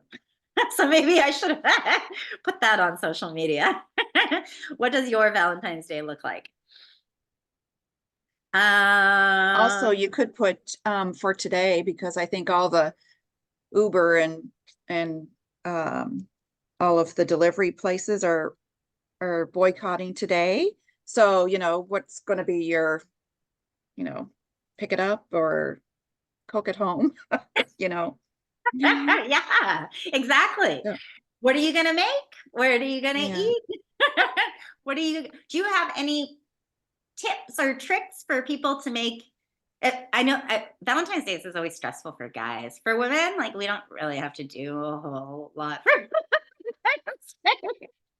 Phil said if you got me a steak and a bottle of scotch, I can win all of the birthdays and Valentine's Day.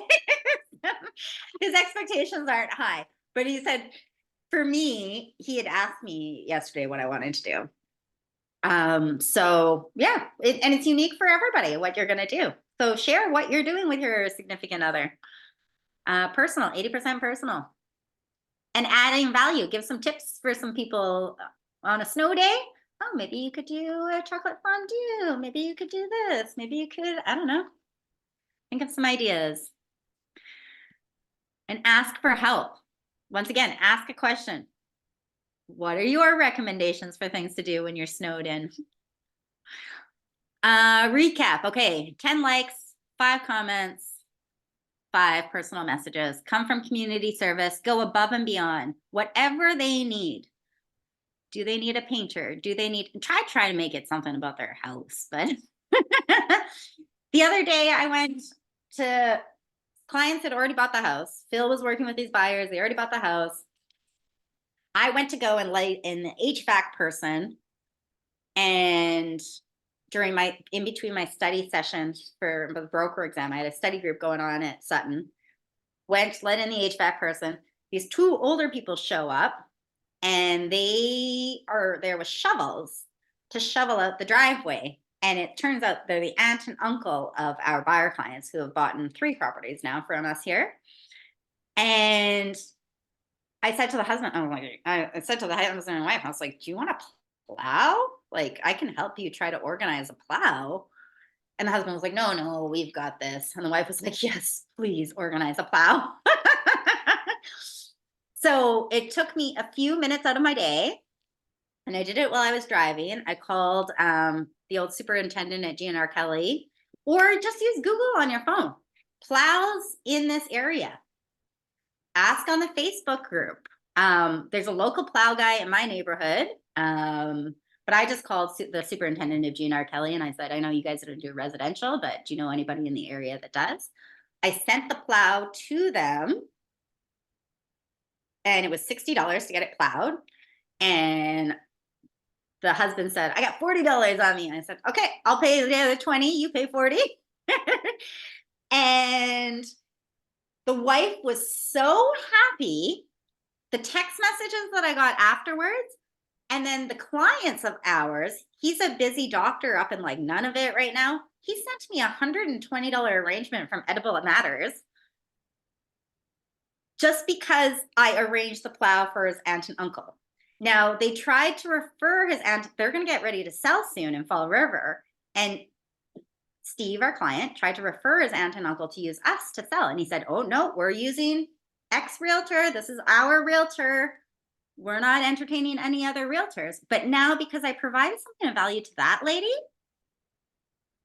I asked for the business. So she was, thank you for the plow. Had the best day ever. Fantastic. Thank you. Made my day. And I said, well, the best compliment is a referral. So if you know anybody that's looking to buy and sell, like, I would love to get a referral. And she said, actually, we're looking to sell soon. But I didn't come from that place, right? I just saw this lady with 3 little shovels. And I was like, these people are going to be here forever. How can I help them out? Okay, so that is, yeah, so don't be, I'm gonna go back to that, sorry. I had a bunch of things underlined when I read through this yesterday. Okay, be authentically you. Don't try to be the jack of all trades. You are who you are. You have the knowledge that you have. Share what it is that you have. So for me, it was very easy to call the superintendent of GNR Kelly and get a plow. Turns out I know the guy that was running the private plow. He was a dump truck driver for GNR Kelly, but this was his side hustle. But don't be a jack of all trades. Whatever it is that you can offer people, offer that. For Iris, get you a mums ladies group, man. Start hosting mums ladies groups. Embrace video. Do not be afraid to be on video. It's actually a lot easier to do video and get engagement than it is to get photos. So whatever that video is, put it on like slow-mo while you're doing a task, or like hyperlapse. And it's just a time lapse of what you're doing. Oh, I'm baking cookies. This is the craziness in my house.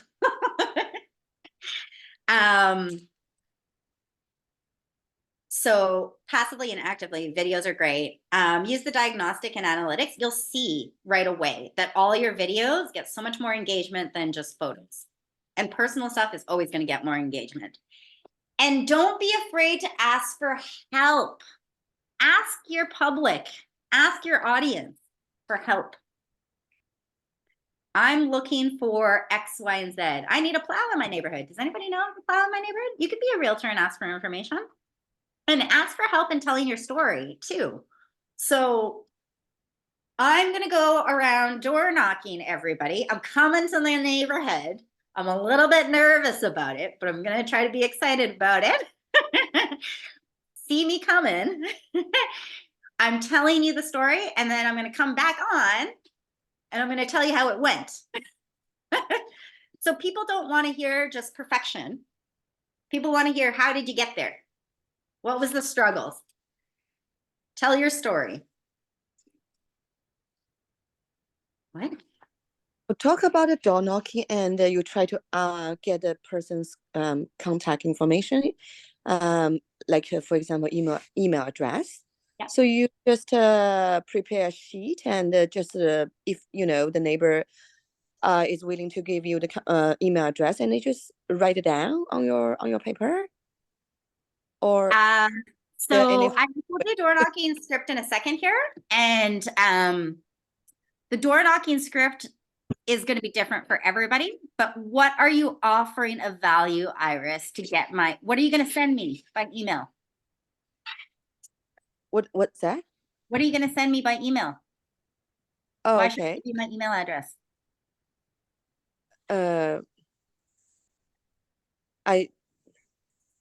I don't know, because I don't have any I didn't build up any like links or like my website to produce any information. So That's okay. You probably have a seller's guide, right? yeah, I can find this. Yeah. Yeah, you could email them your seller's guide. You could email them a CMA.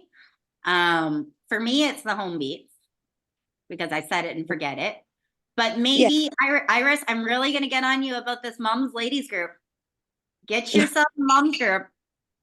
Door knock on your doors. Find people with children your age of your daughter, 4 years old, and say, I'm starting a mom's group. Do you want to give me your email address and your phone number? And I'm going to have an event at my house. Okay. Yeah. So you have to be offering something of value to get people's contact information. I'm not going to give you my email address unless you're sending me something good. I'm not going to give you my phone number unless you're sending me something that I need. Mm-hmm. And it doesn't have to be real estate related, but it should be related to my house in some sort of way. But it can be also related to your children, right? In the neighborhood. Okay, so, oh, sorry. Do things that you're passionate about. Choose your social media, where you've got the most followers right now, and what you're active on and what you like. Don't choose one that you don't like. If you don't like Instagram, don't do Instagram. 80-20 rule, 80% personal, 20% business. Don't just sell yourself. Listen, ask the questions. Community. What's the problem in community? What's going on in the community? How can I help the community? Tell your story and be on video. Okay, so capture more leads.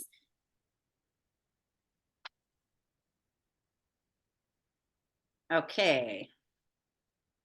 Capture more leads. So quality leads are converted into contacts. So my whole goal of lead generating is to get them into the database, right? And to get 100% of their information. I might start off with only their name and their address, but I'm going to get 100% of their information. And eventually these people are going to buy and sell at some point in time.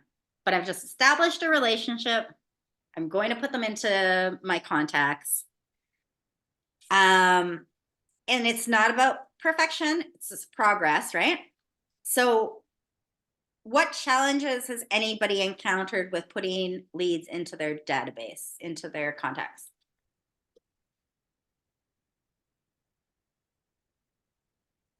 Not having all of the contact information. Yeah, so you got a name. So like your sphere of influence, you were talking about, James, right? Yeah, mostly, I guess. I mean, You and I took a look at your database the other day. we did, yeah. And like I said, you know, I've got a good network of people, but that doesn't mean that I have everybody's emails and phone numbers, especially in an age where, you know, you don't need those things to communicate with people. So we had talked about this with Melissa Simpson, mine and Phil's admin, transaction coordinator. She's awesome. And we went through your database and you said, oh, but I don't have this person's email address, but I have their phone number. Mhm. So you're going to call that person and you're going to say, hey, I'm just updating my database. Can I get your email address? Yeah. But that's not your first, it's me like, hey, how's it going?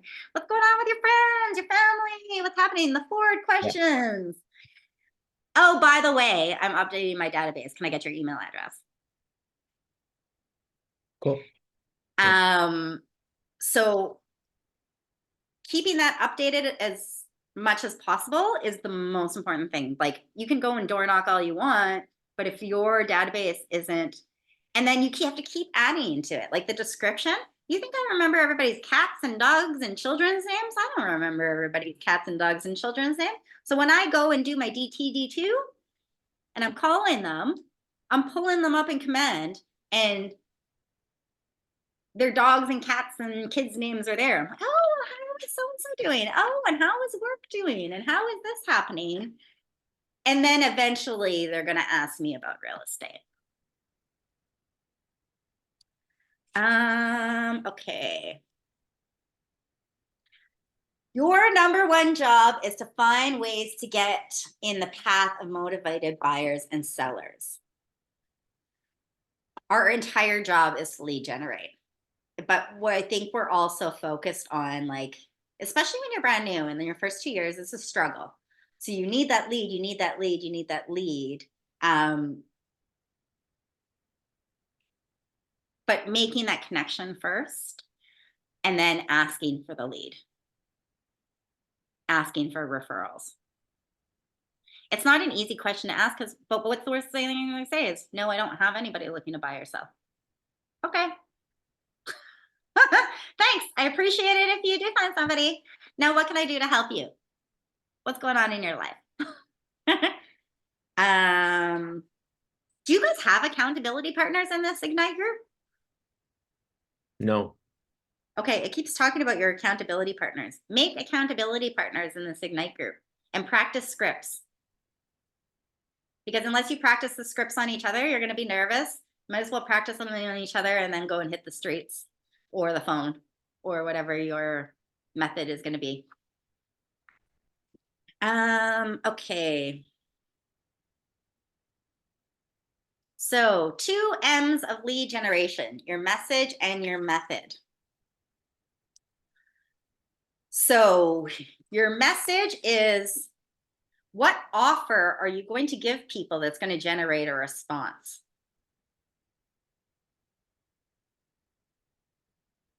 So what am I offering to my neighbors on social media that's going to generate a response?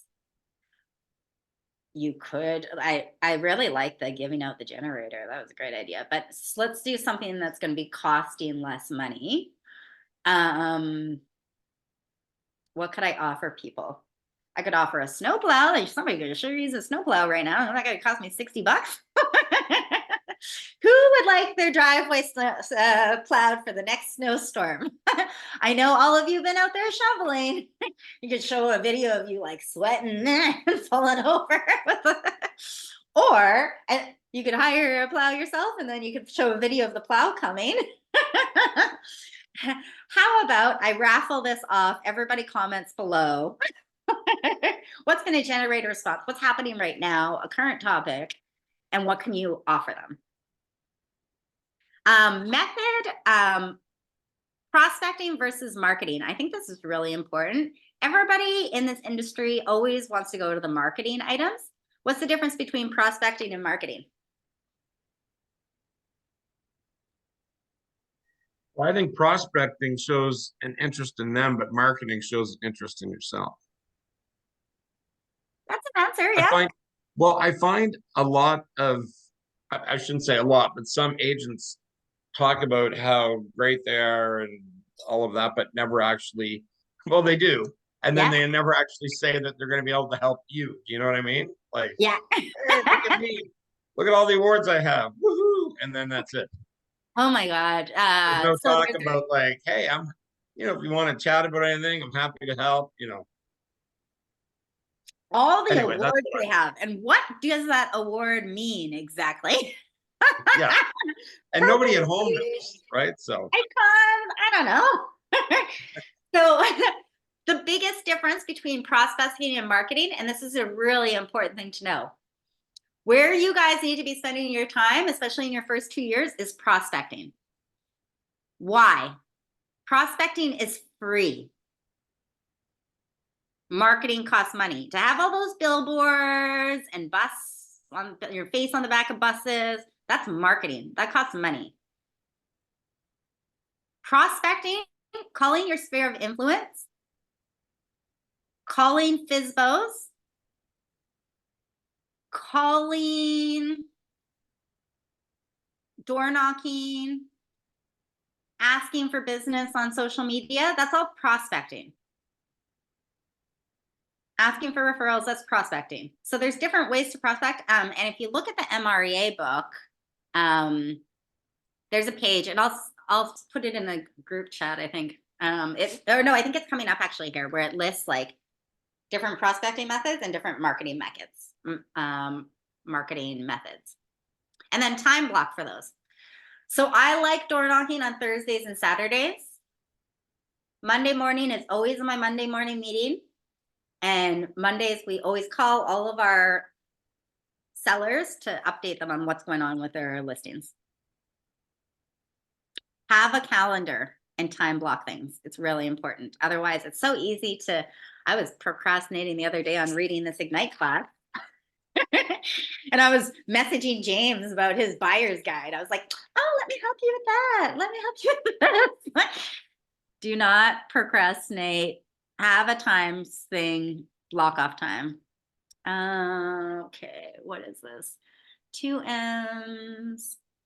Match market. This is just a double again. Okay. So this session is going to be about prospecting. What's not going to cost you money? So approach people. These are everywhere. Like I said, when we were with Team Rivers, the waiter came up to us. He asked him, do you rent or own?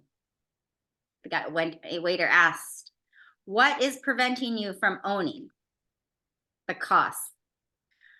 Would you be interested in me setting you up with a mortgage broker to review give you a couple options? Connection is personal though, right? So approaching somebody on a personal level and then asking. Listen to the conversation and ask questions, opportunities to service them. Always go back to the forward. It's about them. Ask them questions.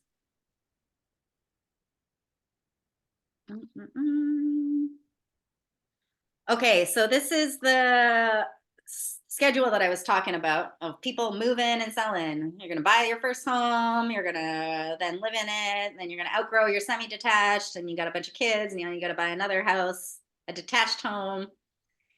And then your kids are gone. Now you need to downsize into a condo. So finding out where they are, it's 7 to 10 years in this time cycle. When you go and have a conversation with somebody and you add them into your database, you should have a tag that says 3 years out, 4 years out, hot lead, cold lead. You should have a tag for them so you know when they might be having a life-changing transition. For future business. How can you provide them with value now? You can provide them with a list of vendors. That's the best thing. A list of vendors that are local to their neighborhood. You need a plumber, you need an electrician, anything that's going to keep you top of mind as the person that they call when they have an issue with their home. Well, when they think of their home, right? That's why I love the drone videos. Are going to be good. I was going to print them out and put them on people's walls with my logo. Nobody wanted them. But the Home Beats is really good. It provides value. It continually gives them information. And I did text message. People were more likely to give me their email address for Home Beats and then give me their phone number if they needed a contractor or a painter or this person. Then they really want to give me their information because I'm going to send them something that they need, and it's going to save them time. Okay, so marketing, there's a lot of wait, see in marketing. It's money intensive. Those billboards are super expensive. It's a long-term result. Prospecting is time intensive. You should be spending a majority of your time prospecting. Don't worry about working on your websites, on your buyer's guides, on your seller's guides. Get something that works for you right now and prospect. Call people, talk to people. I know, James, I'm going to challenge you a whole bunch. You landed in my lap as my friend and you joined my communications committee. So prospecting is time intensive. And you got to be proactive and you're going to see immediate results from your prospecting. Now, James, I know from the short time that I've known him, he used to work at, what was it? Moxie's? Yeah. Moxie's in Bedford. Bears was in Bears Lake, sorry. I was talking, when I went to the NSAR day and I met you for the first time, you knew, I would say about 5 or 7 realtors that came in just from Moxie's. And they were so happy to see you. They're like, and when I talked to you, I asked you if you knew who Kevin Riles was. And you told me that he was, so Kevin Riles, for those of you who don't know, he works for a lot of the developers in the city. And he used to work for HRM. He will tell you as a right, like he was a consultant. So he used to work for developers, determining how many doors that they can get on this vacant piece of land or how many doors they can, and the city can't say no to. So now, James, I'm going to challenge you to put Calvin Riles in your contact database. He's a really nice guy, by the way. He's going to give you his information, but you got to call him and contact him and tell him you're in real estate. And I want to see him as a contact in your database. So people, regulars that were at Moxie's, right? They loved you. You already have a relationship with them. Add them to your database. Yep. And then once you get people in your database, then you're going to be able to offer things to them and send a mass email out to offer things. If you have an event, if you're offering, there's a whole bunch of things that you can offer in that new Jason Abrams MREA book. of like ideas of things that you can offer of value. Whether it's, and it can be whatever you want. You want to throw a block party? You want to, whatever you're passionate about. You want to throw a golf tournament, Cyril? Right? You want to do a guided hike, Stacy? I would like to go on a guided hike. I actually plan on doing that in the spring. Nice. A Yeah, guided hike. I remember something that Jason Abrams said, and I normally don't like any of the speakers I go to. I just find they all just rehash Tony Robbins quotes. I get nothing from it. But Jason Abrams really honestly blew me away. And I caught him in the hallway afterwards and I said, listen, what do you recommend for a new agent? Like everything that seems to get recommended is people who have massive spheres, people who have had past clients and they work off I don't have any of these things and I don't have a huge budget to market. And so we asked, you know, what my passions are in hiking. He goes, listen, don't be a real estate agent who hikes. Be a hiker who sells real estate. He Love goes, it. just dive right into whatever your passion is and just do that first and the real estate will come. So 100%. You're going to find your people and they're eventually going to ask you about real estate while you're hiking with them. yeah. Yeah. Remember I just Jason? gotta stop hiking by myself all the time and meet some hikers. That's my problem. So start a hiking in Facebook group or start something. Yeah, I'm Start- pretty well known in the hiking community out here, so I'm going to start offering guided hikes and things like that. So Yeah, do it. yeah, the only Remember problem is me- I'm not a winter hiker. I hibernate in the winter. What do you do in the Well, winter? Nothing. I literally hibernate. I don't do anything. I hate winter with a passion. So I got to find something to do in the winter to get some leads. Yeah, and make sure it's something that you enjoy doing. Because once again, we don't want to do things like, I'm not going to do hiking stuff. That's Stacey's thing. I'm not a hiker. Why would I do that? Maureen Sangster, you're going to do sailing stuff. That sailing doesn't take place in the winter. So what do you do in the wintertime, right? But Jason Abrams was fantastic. Phil is also like you and does not like to participate in courses and classes but he found Jason Abrams to be very engaging. And remember Jason Abrams talked about the guy that he went on the road with that had the little dog? And he was like, this thing looked like a rat. He was like, but everybody loved this little dog. And they went around to animal shelters and like said, this dog is for adoption. Every Friday they went and they connected with people on. Yeah, animals. I'll be on. I'm a massive animal lover myself, and I love dogs. I have 2 dogs of my own. So I've been keeping up with the local SPC out here in Annapolis Valley, and I do videos a couple times a month trying to get these dogs adopted. And I post it on different forums, and they post it when they remember. And I'm honestly, the leads that I have gotten have all come from that. Like that, people have been loving that. So Because you're Yeah, sharing your passion and now you guys have something in common, Yeah. right? It's not about real estate at all. You just happen to be a real estate agent. And I love what you said. Be a hiker that just happens to be a real estate agent. yeah. Yeah. That was great. Thanks, Stacey. You know what I found interesting about Jason Abrams, though? And if anybody that went to see him, he was amazing. But he mentioned, I don't know how many times during his speech, how much he hated people. And I kind of thought that was interesting. I'm like, man, you're in a people industry. Like it's all about people. But he must have said it 4 or 5 times, how much he hates people. Yeah, he did. He did. Yeah, I thought that was really interesting. He's That faking is it really hilarious. well. But, What's that? Yeah. Yeah. That's hilarious. It's too funny. Yeah. but he had some great ideas about what people were passionate about and what they did. So I liked the idea of the guy that loves throwing parties.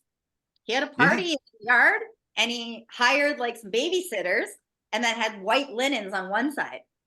So the value on having his parents, you know, like here, kick back, enjoy yourselves.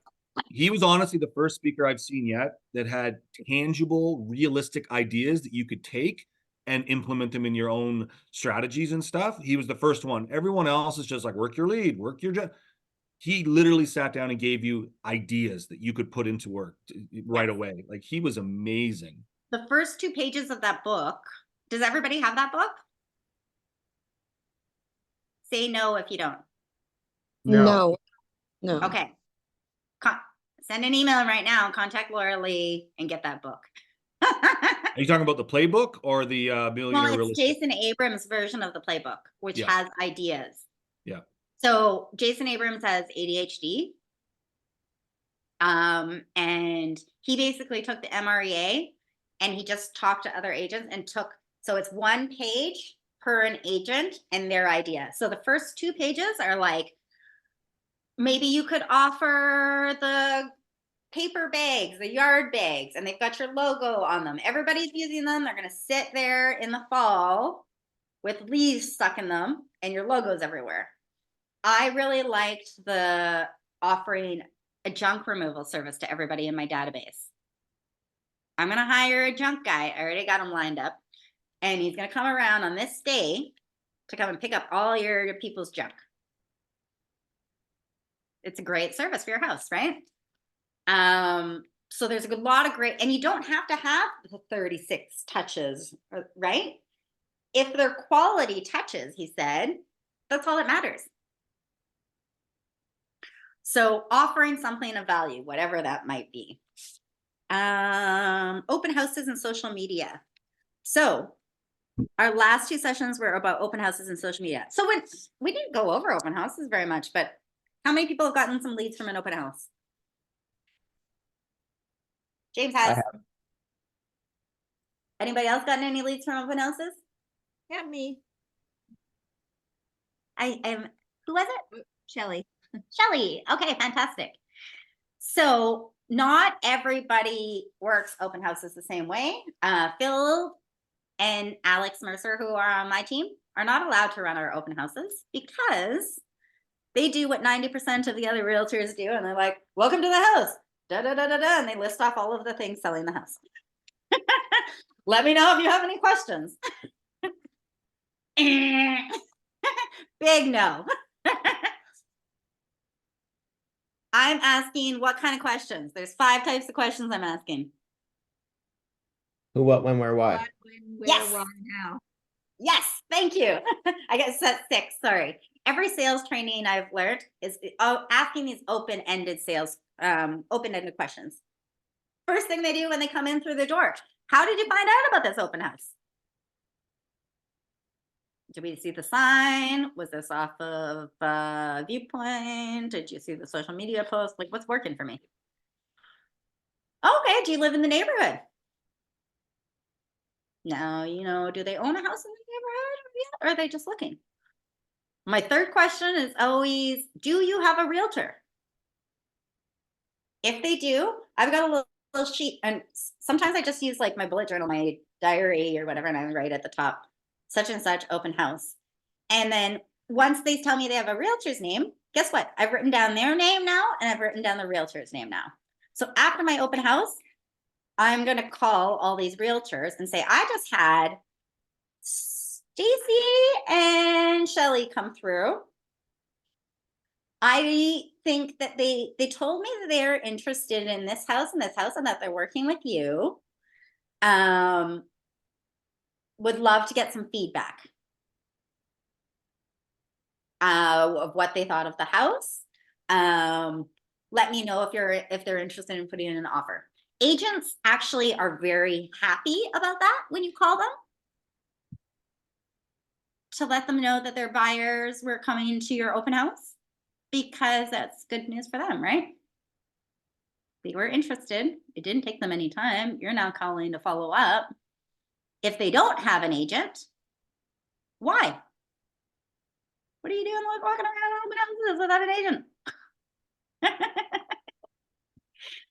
Oh, you do live in this neighborhood. Oh, and you just want to see what a bigger house in the neighborhood looks like.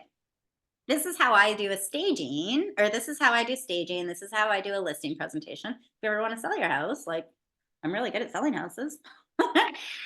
You're obviously there to sell that house, but people can use their own eyes to look at a house. You don't have to list off all the things about the house. Just keep asking questions about what they're looking for, why, what they're doing here, how many kids do they have, how did they find out about this, and you're collecting information. By the end of it, they've told you so much about their lives. You've walked through this whole house. I know how many kids they have. I know where they go to school. I know what they do for work, where they got to commute to. And by the end of it, they're so comfortable with me, they generally are going to give me their information. A lot of times, because I've cared about them and I've asked them questions about them. And oftentimes, like, you got to follow up right away. So I was really good at working open houses, but I wasn't really good at following up on my leads from open houses. So now I get Melissa, our admin, to just send them a seller's or buyer's guide right off the bat. So as soon as we meet them, I get email addresses. Once again, people are more likely to give out their email addresses. Okay. Oh, here is the list of prospecting things. If you, I don't know what page it is in the MREA, but there is a specific page that has prospecting and marketing right beside each other and lists them out. If not, grab a screenshot of this. If you don't have this printed out in your book, I don't know what you guys have in front of you. So FSBOs, for sale by owners. A lot of agents make their business on calling FSBOs. I actually don't mind calling FSBOs. Circle prospecting, so neighborhoods, apartment complexes, recently sold listings, recently listed properties. Community outreach is great because then you're passionate about this charity, you're doing volunteer work, you're making people of like mind. Key relationships, so relationships with vendors are great. Relationships with banks are great. Relationships with investors. Now, some of those are going to come, like investors and banks, like and builders. Those relationships come a little bit later in your career. So the first relationships I would work on is your vendors, right? Who do you if you're going to get your house washed, because one side of the house is always going to be have like moss on it, because the sun isn't shining on that one side of the house. It's usually the west side of the house, I think. Who are they going to use to clean it? Who are they going to use to clean their gutters? Who are they going to use to, if they have a problem with X, Y, and Z? Contact the, get your vendors list together. Provide something of value. Teaching and speaking opportunities. Like I said, the library is a great place to run different, there's lots of old people that want to come and listen and spend some time with you. And I love the sailing. I would like to attend your sailing, or I'd like to attend a hiking presentation. Meals. So I guess you can go and bring food to people. Is that what it's saying? I mean, you could reach out on your Facebook group and just say, is there a family in need right now? Over the Christmas holidays, especially, like after Christmas, is there anything that anybody needs? It can be anonymous. Send me a private message. Come from a place of contribution. Door-to-door canvassing. And for moms out there like Iris, there's lots of toys that you have and that your child is going to circulate through, right? So go on the Facebook groups and say, I've got X, Y, and Z that I would like to give away. Or does anybody need this? Let's have a swapping party. Let's all meet at my house and we'll sell each other our children's goods. I don't know. Sell each other whatever you want. Just get together and meet. Door-to-door canvassing, so door knocking and just introducing yourself to your neighbors. How can I help? I live down the street. If you ever need anything, let me know. Networking events, those are more expensive, but as you become further along in your career, you'll have networking events. So we had pumpkin giveaways at Hatfield Farms, and it was very successful. And we paid for everybody to go through the petting zoo. And it was the cutest thing ever. Like, we had this one Chinese family show up, and they had never seen live animals like out and about before. They just fed chickens. They were just feeding these chickens corn. Like, they're not even the donkeys and like the bigger animals and the pigs and stuff. And I came along and I picked up a chicken, and they were all shocked. We're like, whoa. But networking events are great. You get a chance to see your people on a personal level. So we did the pumpkins for Halloween. You could do Easter egg hunt in a park. You can do a movie night. If you're into movies, get a big projector screen, right? Anything. Booths and kiosks. You usually have to pay for those at like trade conventions. We talked about doing like the home show booth, but I don't know. Unless you're capturing their leads somehow and their contact information. There's a whole bunch of other realtors there at the home show I found. And then walk-ins, people that just come into your office, I guess. Maybe walk-ins. Here's some more prospecting. Oh no, this is the same slide. It's just over again, prospecting. I really like the community outreach stuff, the vendors, door-to-door knocking. FSBOs, there is a really good script for FSBOs. And if you want that, just send me a message on Facebook and I'll get you the FSBO script. Don't send me an email. Send me a message on Facebook, please. So marketing is what you pay for, right? Costs money. You can do so much marketing, offline, advertising, radio. Stay out of this for right now if you're new, because it's expensive. But if you are going to get into promotional items and swag, think of cheap items that are going to be reusable and they're going to be useful to people, right? So the fall bags for leaves, those aren't reusable, but they're going to sit there for a while and they're useful for people and they don't cost a lot of money. Golf balls, hockey pucks, fitness. I was thinking for yoga, I love my little like, I've got a bean bag that goes over my eyes. I was thinking of getting bean bags made and handing them out to people in my yoga class. I do have my business card at my yoga studio and I've got them at a Thai restaurant right across the street. So asking businesses that you're friends with, if you can put your business cards like, and buy one of those little plastic folders. And you could even buy like a 9 one and say, oh, other people could put their business cards here, but I own the holder. I put my name on the back of the holder on a label maker. Okay, we got to get going here. Huh? I'm almost 2 hours in. This is long. This is completely off topic, but what's the name of the Thai restaurant that you? Oh, Kajong Thai. Because our office is in Young Tower. Oh, okay. Oh, yeah. So right across the street is Kajong Thai, and my mother is from Thailand, so I get lunch there quite often. And they promote me quite a bit. I've actually had a few people like message me and be like, I saw your card at the Kajong Thai restaurant. Yeah. I must have been asleep because I worked right around the corner at CTV. So. Oh. Well, they do have a lot of business cards there. So I got asked to join a networking group actually based on my business card there. Turned out we went for the first meeting. I didn't really like the networking group because they didn't have any accountability. I want assignments and accountability. Okay, prospecting and marketing together. So you can combine the two of them together. Oh,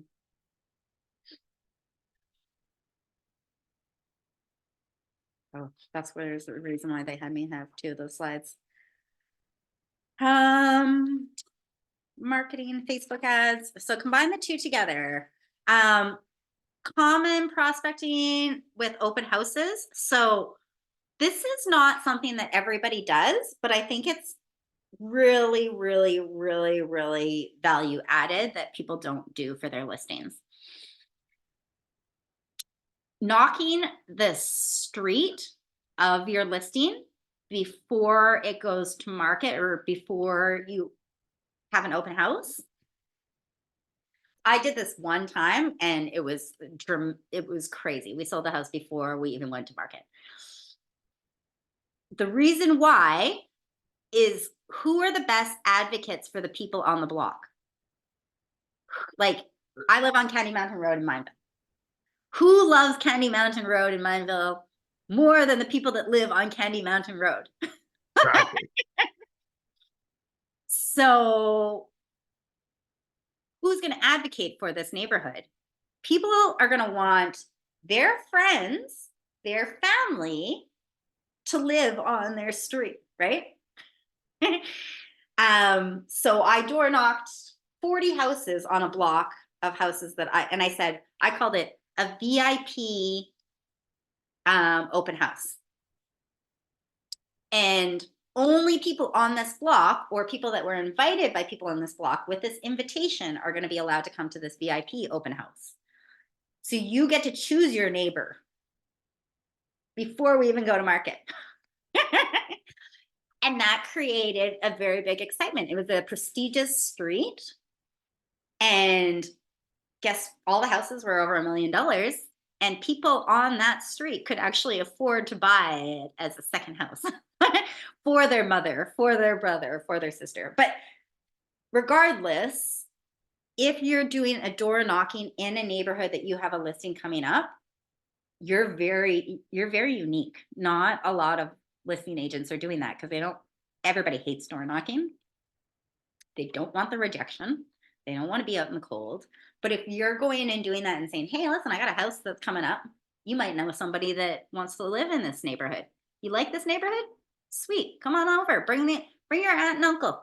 Bring your dad. Come take a look. Yeah. That's what I would say about that. What does this say here? Both. So you can geographically farm. I would like to geographically farm rather than demographically farm, but choosing your audience.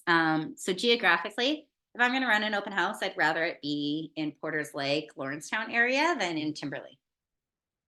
Because I got to drive like an hour and a half. And now if something needs to be done at that house to get it ready for the viewing and turn on the lights, I got to drive an hour and a half to do that. I'd rather it be in my geographic neighborhood. Events, open house, seminars, contests. Contests are great. Client appreciation events are great. Networking, just work your sphere. Start off with your sphere and your neighborhood.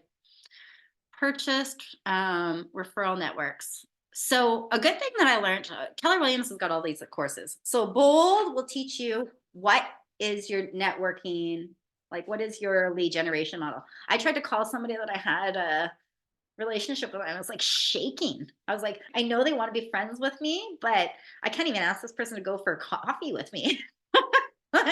So the rejection from somebody that I know that's an acquaintance was too much for me. But rejection from strangers, I could take that all day long. And then asking for referrals. So another course that we took, so I took career visioning, which taught me how to hire our first assistant, and there's a formula for it. Like if you do 100 transactions, then you're ready to hire your first assistant, and it teaches you how to hire based on personality. You can teach skills.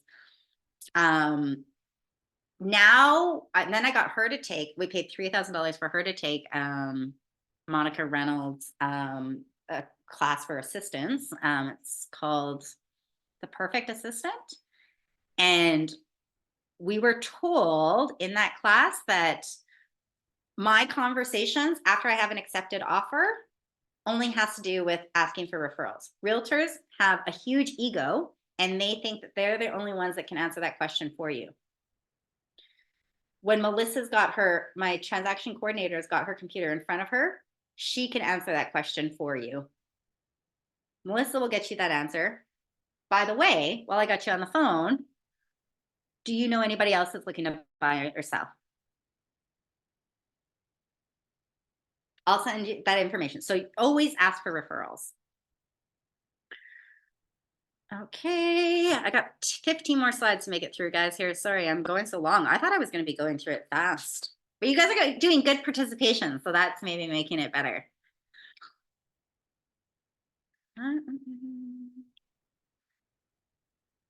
Always provide value. Share your KW app. I don't really use the KW app because somebody said it was too Americanized right now, but I think I'm going to start using it more. It's got my business card now. I've got that QR code. I'm going to go to family reunion with that QR code on it.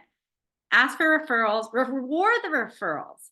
So even if the referral doesn't pan out, still send a thank you card as soon as that referral comes in, because we're not rewarding if you did your job and you were able to close that referral. and gain that business. We're rewarding the referral. Pavlov's theory, right?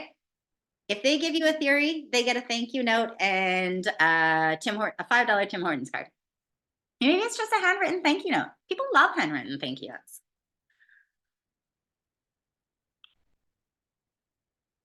Ask for it and reward it, though. Pavlov theory. And ask the ways that you're able to provide value besides the 3 listed on the slide. Be a problem solver. Provide elevated service. Be caring and supportive. If you just genuinely come from a place of caring and helping people provide answers to their problems, that vendor list, I'm telling you, is going to help you out. It gives you something of value. And the vendors are happy because now you're referring them business. So they become now a referral partner of yours. Hopefully, if you're referring them a bunch of business, then they'll refer you business too. Come from a place of gratitude. That's the handwritten note, right?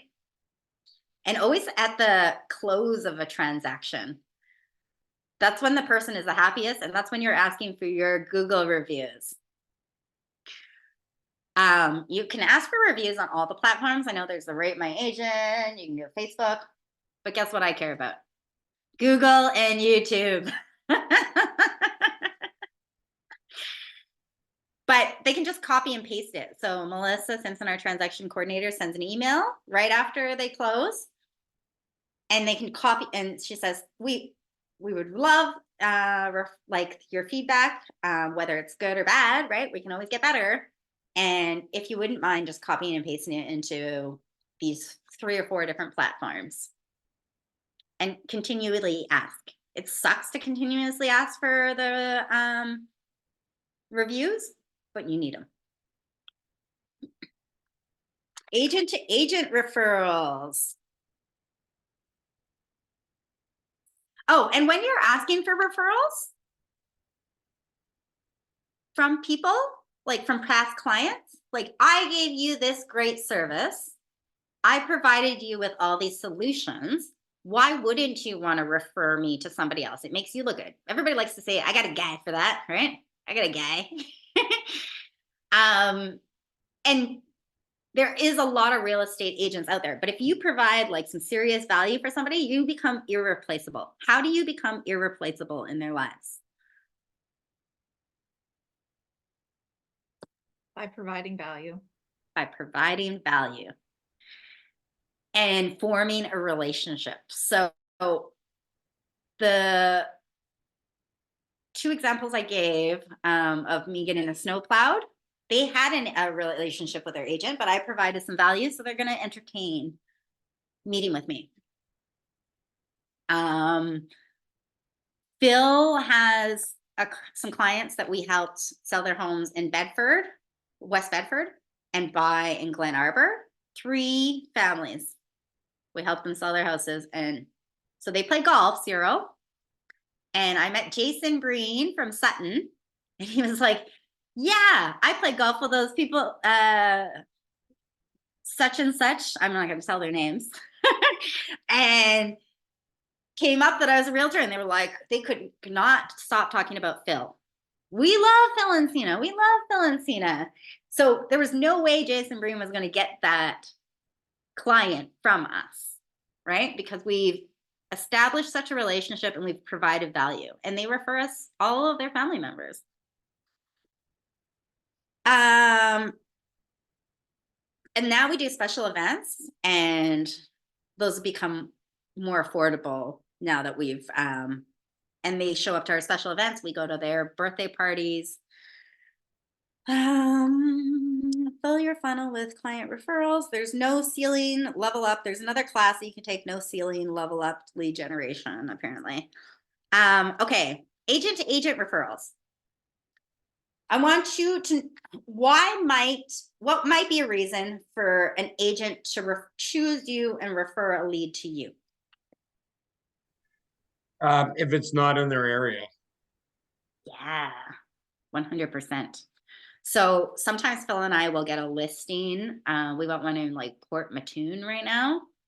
And we aren't driving there to show buyers anything in Port Mattoon. Generally, any buyer listings that we get, we're going to refer to somebody else. We don't try to double end. So that's one good reason. So the distance. Why might somebody else refer a client to you? Another agent.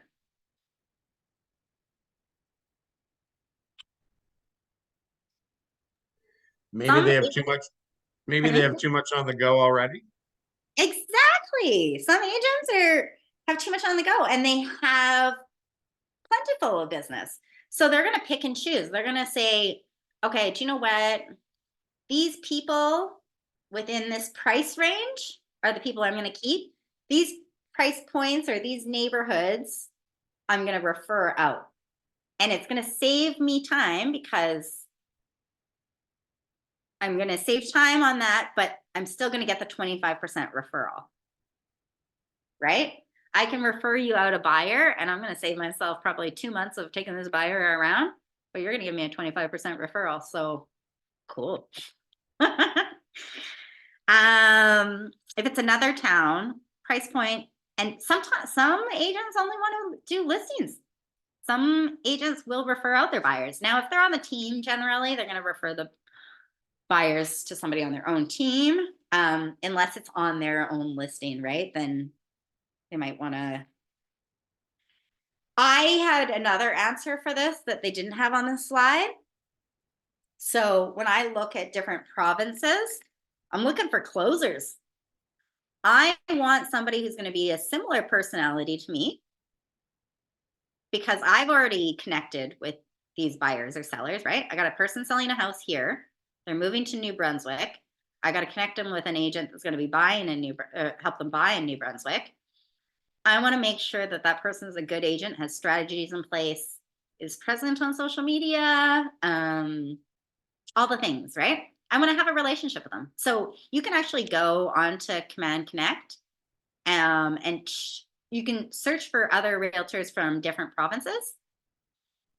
I would only do this, like, don't spend a whole bunch of time on this until you have somebody that's moving to another province, right? Then you're going to look them up in Command Connect. Here's a picture of it. Agent to agent. So you grow, maintain, and manage. Here we go. Here's your referral network page. Okay, so it's a map, and you can go based on the market center, and you can choose the Keller Williams Market Center, and then you can organize those in terms of how many listings they have. There's like, so for each market center, they're going to show you like 400 different agents within that market center, or 200 different agents in that market center. And then I go to who's doing the most business, because I know they're closers.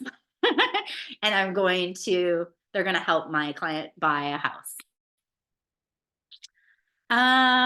Worldwide referrals. We can do worldwide referrals too. But if you make relationships with other agents on that referral network, and then you follow each other on Facebook, and then you find something in common, you have a conversation, you never know what's going to happen. A girlfriend of mine in Edmonton works for Century 21, and somebody that we partied with when we were 18 years old, like 22 years ago, her husband just happened to have opened up a Keller Williams brokerage in Victoria, BC. So she told me, call her husband. I was like, I met this girl, Seneca, when I was like 18 years old, or 17 years old, sneaking in a club. Like, I haven't seen her or spoken to her in 22 years. But she forced me to reach out to him, and now I've got a relationship with him. I was in Victoria. I met up with him. We've referred each other business back and forth a couple times. So just reaching out to an agent and making a connection. Worldwide referrals are awesome because Keller Williams is everywhere. If you're going on a trip anywhere, check out if they have a Keller Williams office there. Try to expense some of it. Phil and I went to Costa Rica, and we should have thought of that ahead of time. But we did visit an office in Costa Rica, a Keller Williams office in Costa Rica. Take a couple pictures, put those on social media. And think of your worldwide people. So my mother's from Thailand. So I know people in Thailand. When Bill, who is like the Keller Williams international guy that sets up all the international offices, was here for Jason Abrams, I went up to Bill and I said, who is in Thailand? So he gave me the contact information of the person that owns the Keller Williams Market Center in Thailand. So now, like, I could be referring people in Thailand. I could be reaching out to my family in Thailand and referring people there, right? So wherever you travel to, wherever you have connections, it's a worldwide thing. Now, business to business referrals is what I was talking about. Like, you can geographically farm an area. You can choose vendors in your neighborhood.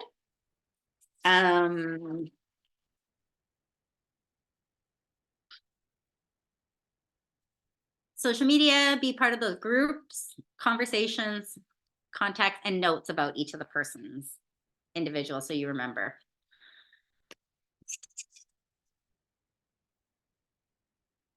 Okay. I like, having your business cards at your hairdresser, your dentist, your accountant, your auto repair shop, your handyman, your gardener, whoever, man. They should have your business cards to hand out. What businesses do you want to connect with? Choose a list of businesses that you want to connect with. So events and seminars. So I think door knocking is key to farming. I did practice a couple door knocking scripts, or I tried to with James. He wasn't really participating. So let's try to do it the other way. Who wants to participate and be the door knocker, and I'll be the homeowner?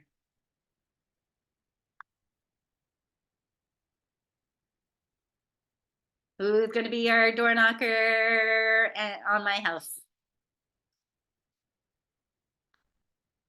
You guys want to finish this up? We got 5 more slides. I'm going to make somebody be the door knocker on my house. Iris, you were talking about door knocking. Stace, you were talking about door knocking. James, you were talking about door knocking. I'm going to call you out. One of the 3 of you. Pretend to knock on my door. Really? Static, silence. James, knock on my door. All right. So, I'm I've been doing talking about it. work, so I'm sorry. That's okay. All right, let's give it a go. Okay, No guarantees here. that's okay. All right. Boom, boom, boom. Hello. You answer the door? Yeah, okay. Open the door. Hey, Hi. James Langell with Keller Williams Select Realty. I live in the neighborhood as well. You might not recognize me without my dogs, but this is my professional face here, and just taking some time to go through the neighborhood, introduce myself to the neighbors, let everybody know that I'm in the real estate business, and wondering not just if you're looking to buy or sell, but if there's any kind of value that I can contribute to your life. If you're looking for any handiwork done, any plumbers, any contractors. So I love that you're offering the value, but why you didn't ask me any questions about myself? So you told me all about you. Is that what I should I Ask me start? questions about myself. Yeah. So Should I start with knock that? on the door. You've introduced. Okay. I might not know you. I have seen you walking your dog, right? Yeah. Okay. How So long have you lived in the I'm new neighborhood? to the neighborhood. Say, James, Okay. I'm new to the neighborhood. How long Yeah. have you been? Okay, that's great. Where did you move here from? Oh, I'm originally from Edmonton. I bought into the neighborhood in 2015. When did you move to the neighborhood? Okay, I've been here not quite as long as you. We came in 2020. 2020. Okay, well, this is a great neighborhood. You chose the best. Yeah, we love it too. What do you like about the neighborhood? Well, I love that it's a dead-end street and that not a lot of people are going to be driving down my street. But I Yeah. heard, James, and you're a realtor, so you might know about this. I heard that the property at the end of my street that connects me to Leslie is actually going to be for sale. Do you think they're going to connect that road?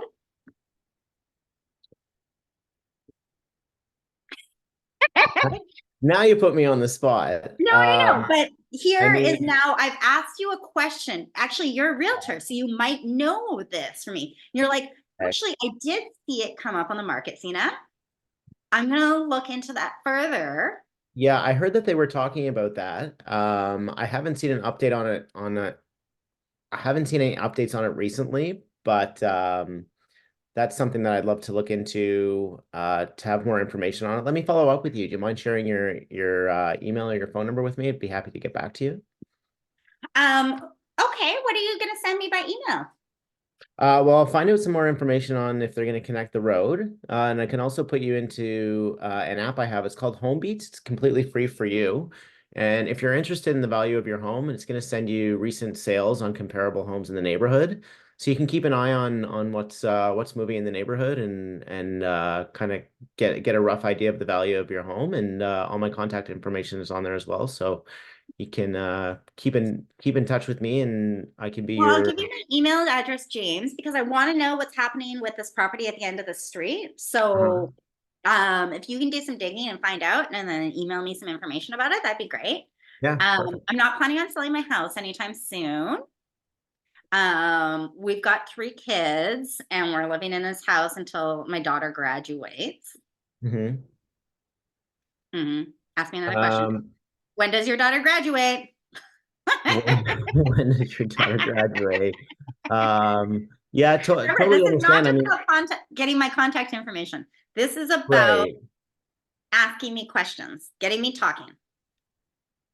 right. So my daughter graduates in 5 years. Oh, so you might be looking to sell your house in 5 years. Well, I have this thing called HomeBeats. You can follow along for 5 years. How often am I going to get the emails, James? Well, that's totally up to you. I can send it to you weekly, monthly, quarterly. Once a year? No, it's got to be more than that. No, it doesn't. I love you. So you're just getting my email and you're going to send me information about this property out on the street. And okay, so maybe I'm interested in the HomeBeats, but not right away. But I will give you my email address because I want the information at the end of the street. All right, James. Well, it was really nice meeting you. I look forward to the information on the property down the street. I really hope they don't connect it. Yeah, great. It was really nice to meet you as well. Thanks for taking the time to chat with me. And would you mind if I leave a couple business cards with you? And if you know anybody, if you hear anybody looking to buy or sell, feel free to give them my contact information. I'll be in touch with you soon. Sure.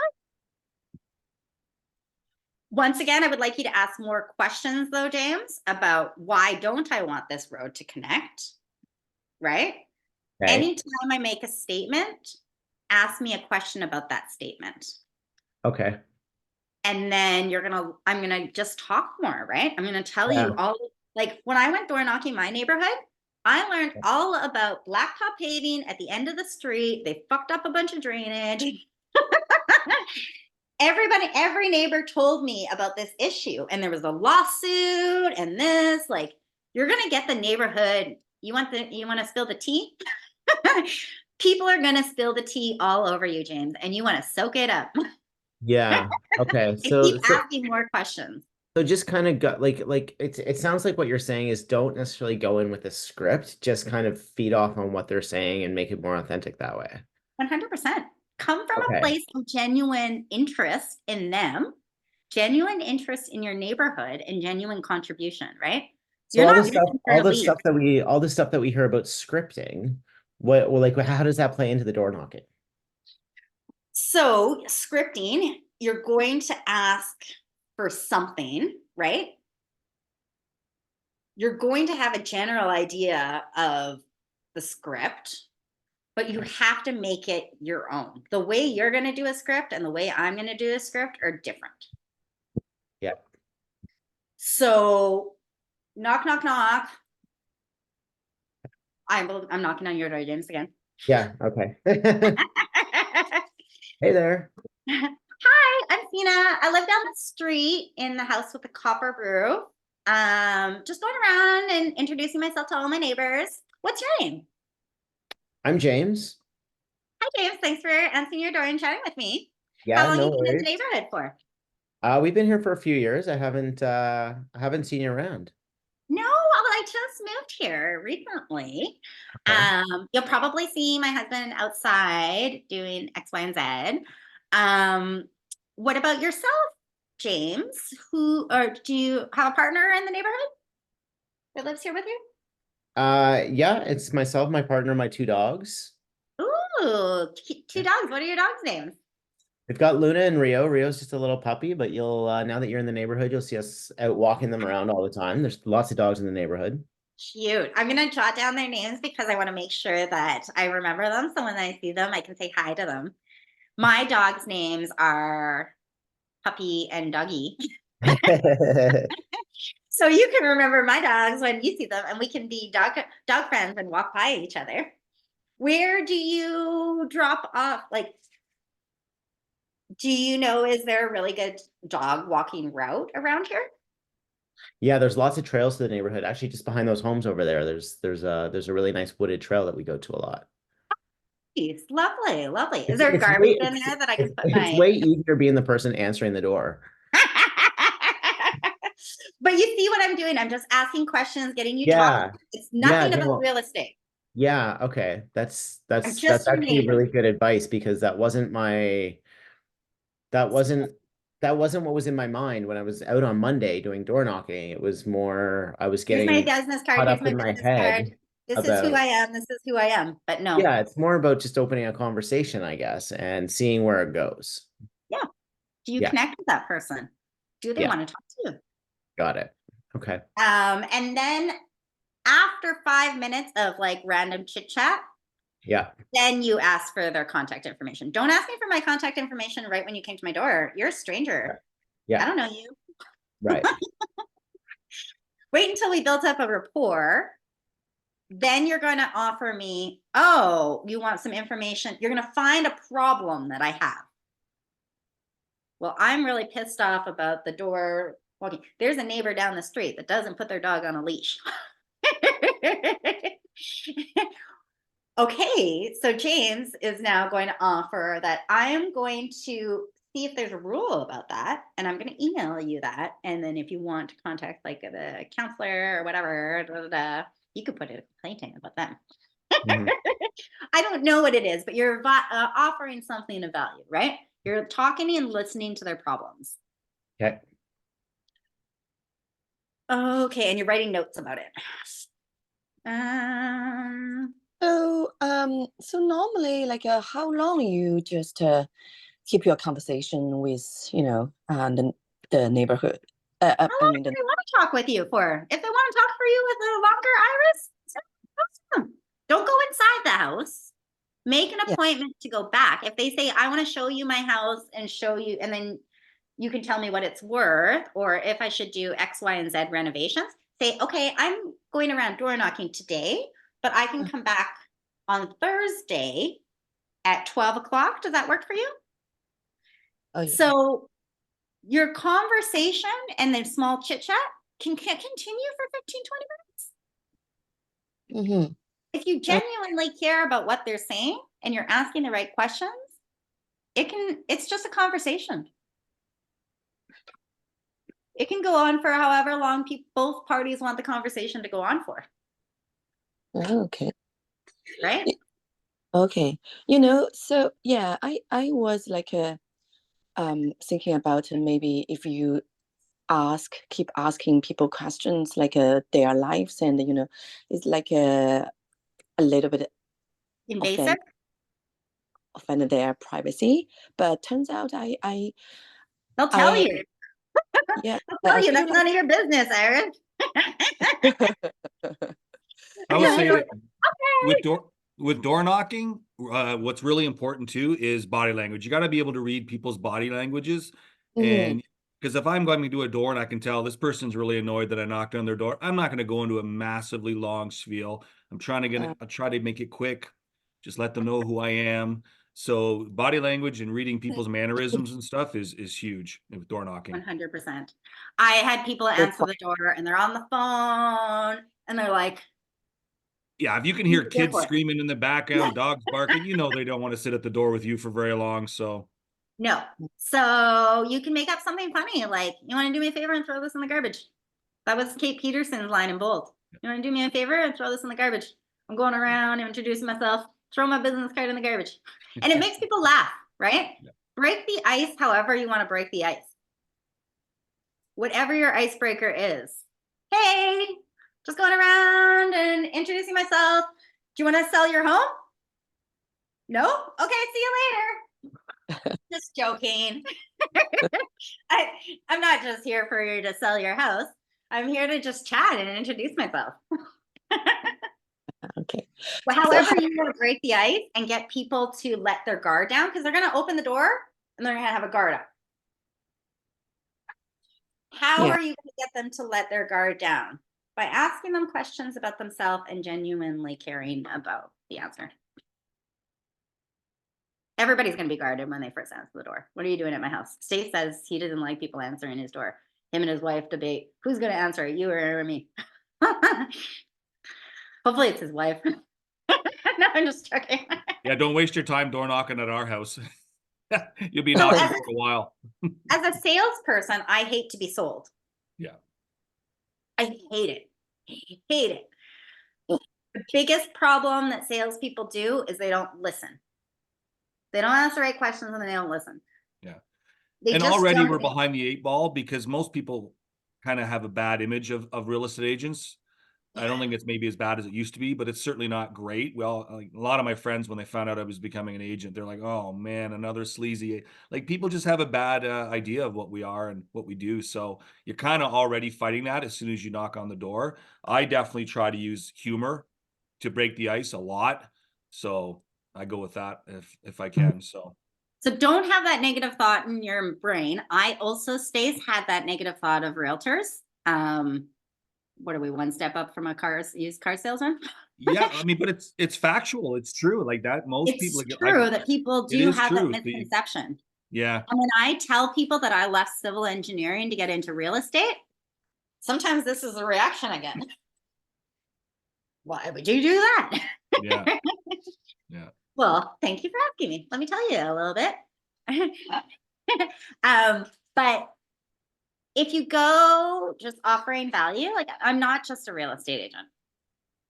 I'm a person and I have a lot to offer other people. Yeah, and I think that's part of the problem too. Most people don't, and I didn't even, since I've become an agent, I've really developed a whole lot more respect for agents. The amount of work it takes, the amount of knowledge it takes to become an agent and do your job properly is insane. And I think once people start to realize that, it'll change the whole image of them. One of the top videos you can do for YouTube is how to sell my house in Halifax without a realtor. And then when you list off all the things that you do to sell a house, by the end of the video, somebody's gonna be like, oh shit, that was a lot of work. I'm actually, maybe should reach out to this chick because she knows what she's talking about. Yeah, people don't realize how hard it is to be a real estate agent. And they actually respect the door knocking. I knocked on a couple of realtors' doors and they were like, good on you, hun. They respect the hustle. They respect the hustle. Yeah. And yeah, I did some door knocking last week and it was minus a 12 out when I did it. And so many people were like, boy, oh boy, couldn't you have waited for a warmer day? Like I said, no, which is no an time icebreaker, a conversation starter, right? Yeah. Well, I'm just so dedicated that I don't care. Yeah, I tell you though, I froze my butt off that day. I went and door knocked on, so we had been referred by a friend, our sphere of influence, to another teacher friend of hers, but also 4 other realtors had been referred to her. We kept sending emails. She's not responding. Phil and I were getting ready to go somewhere. I can't remember. We're going on vacation somewhere. And I said, you know what? I'm just going to go knock on her door. It was like the snowiest day ever. It was middle of a blizzard. And I went and knocked on her door. What was she gonna do but invite me in? Yeah. It's a blizzard, man. I'm Sina. We've sent you emails. Me and my husband Phil. We were referred to you by Amanda Hare. You're looking to sell your house. And did any of the other realtors show up to your house in a snowstorm? The problem she was having was she had a Excel spreadsheet of 4 different realtors, and she's making a list of like, is it just a good review? Is it somebody that they know? But none of those other realtors knocked on her door in a blizzard and offered her solutions. Mhm. She was stressed out about where do I even start with all of this decluttering business. So anyways, knock on somebody's door in a blizzard. It's a good idea. They're going to be a horrible human being to leave you just in the blizzard. Have you Even, guys, pardon me? sorry, yeah, have you guys like met a neighbor and introduce yourself, and suddenly the neighbor say, "Oh, there's another realtor in the neighborhood, and she's very good, blah blah blah," and so have you ever, in this Yeah. situation, how yeah, They it's are kind of a really good realtor. You're right. That person is a really good realtor. Yeah, okay. I've done a lot. Almost every neighborhood is already pre-owned by a realtor. Like some people really farm the areas really well. And I'm going to be moving to Chester shortly, and there's 2 realtors in Chester that absolutely own Chester. And I'm going to obviously try to get my little piece of the pie as well, but it is what it is. You just got to keep hustling it and keep consistent. I definitely would never ever put down another realtor or say something negative about someone.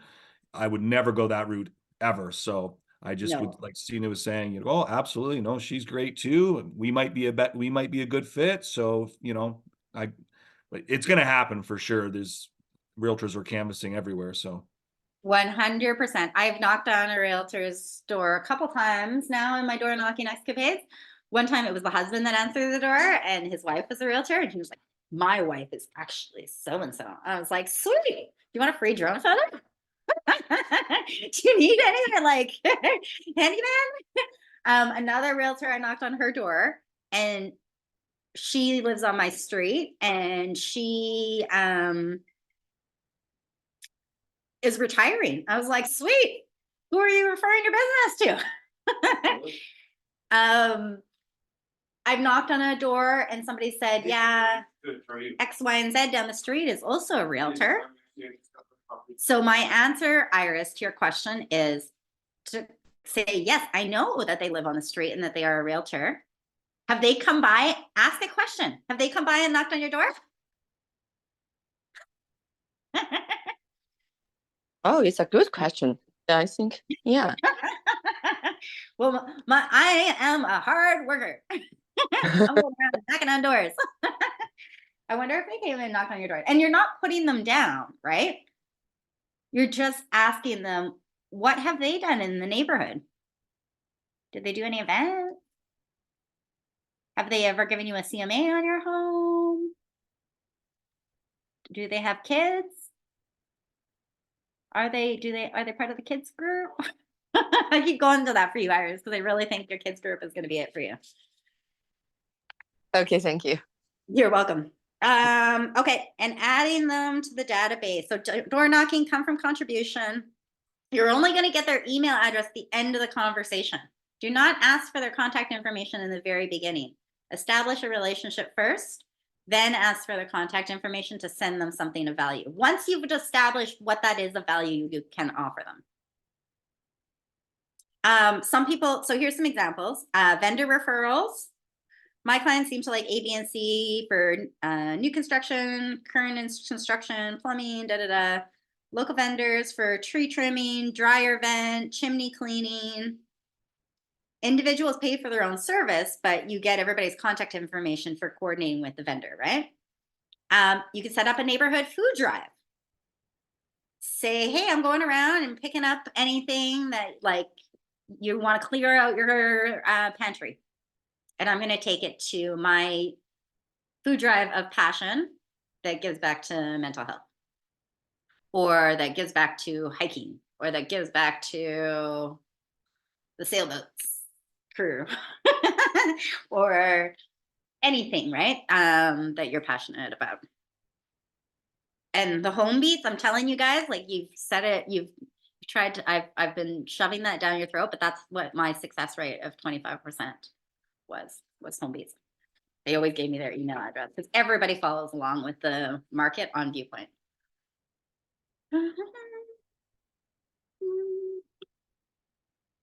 Leads are everywhere. Grocery stores, coffee shops, anywhere you go.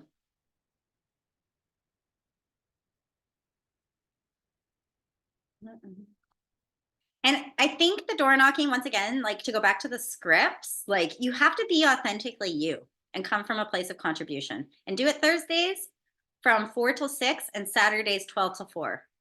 Nobody wants to see you on a Monday or Tuesday. They're just getting their week started. People want to see you towards the end of the week and on the weekend after 12 o'clock, because I might be sleeping in. I don't want you knocking on my door before 12 o'clock.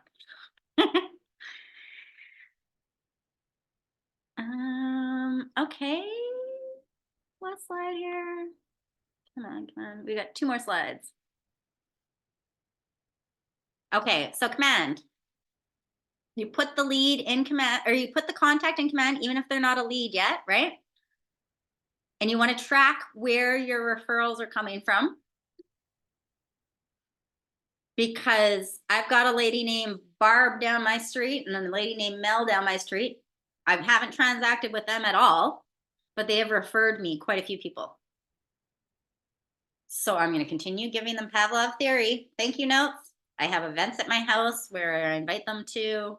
But Pavlov's theory, they're always getting a thank you note from me for every lead that they give me. And it can be anything. You can do a park cleanup, right? Who else is interested in cleaning up the garbage with me in the park? I could do porch photos for everyone, right? I'll come around on such and such date and take you your family photo. Game nights, movie nights, whatever you want to do, man. What are the so I'm going to ask you before we end here, what are some low cost ideas that you can think of for events and education? Who would do an event and who would do a seminar here?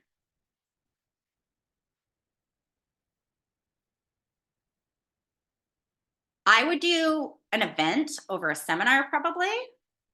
But I would like to do some seminars online with YouTube.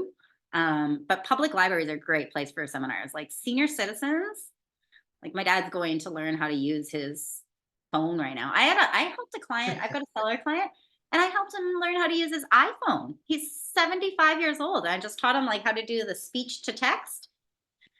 She's like on another level now. He's like, oh, I'm a pro. My sister bought me iPhones for dummies. But he's like, you made me a pro in like 5 minutes. Let me show you how to work your iPhone, old man. So you could run a seminar on how to work smartphones for senior citizens. Senior citizens have to sell, right? I like me some senior citizens, and I like the helping people because they're older people. So wherever you go, ask people questions. The difference between a lead and a contact, I'm sorry, I was supposed to go over that. A contact is a two-way conversation. A lead is just you talking to them, right? A contact is somebody that it's a two-way conversation. They need something from you, you need something from them. When should your contact go in your database? Immediately. Have the app on your phone and just put the contact in as you get them. Your lead generation plan. So everybody's going to have their own personal lead generation plan. And apparently you guys have some sort of participation guide that you have going on with this Ignite class.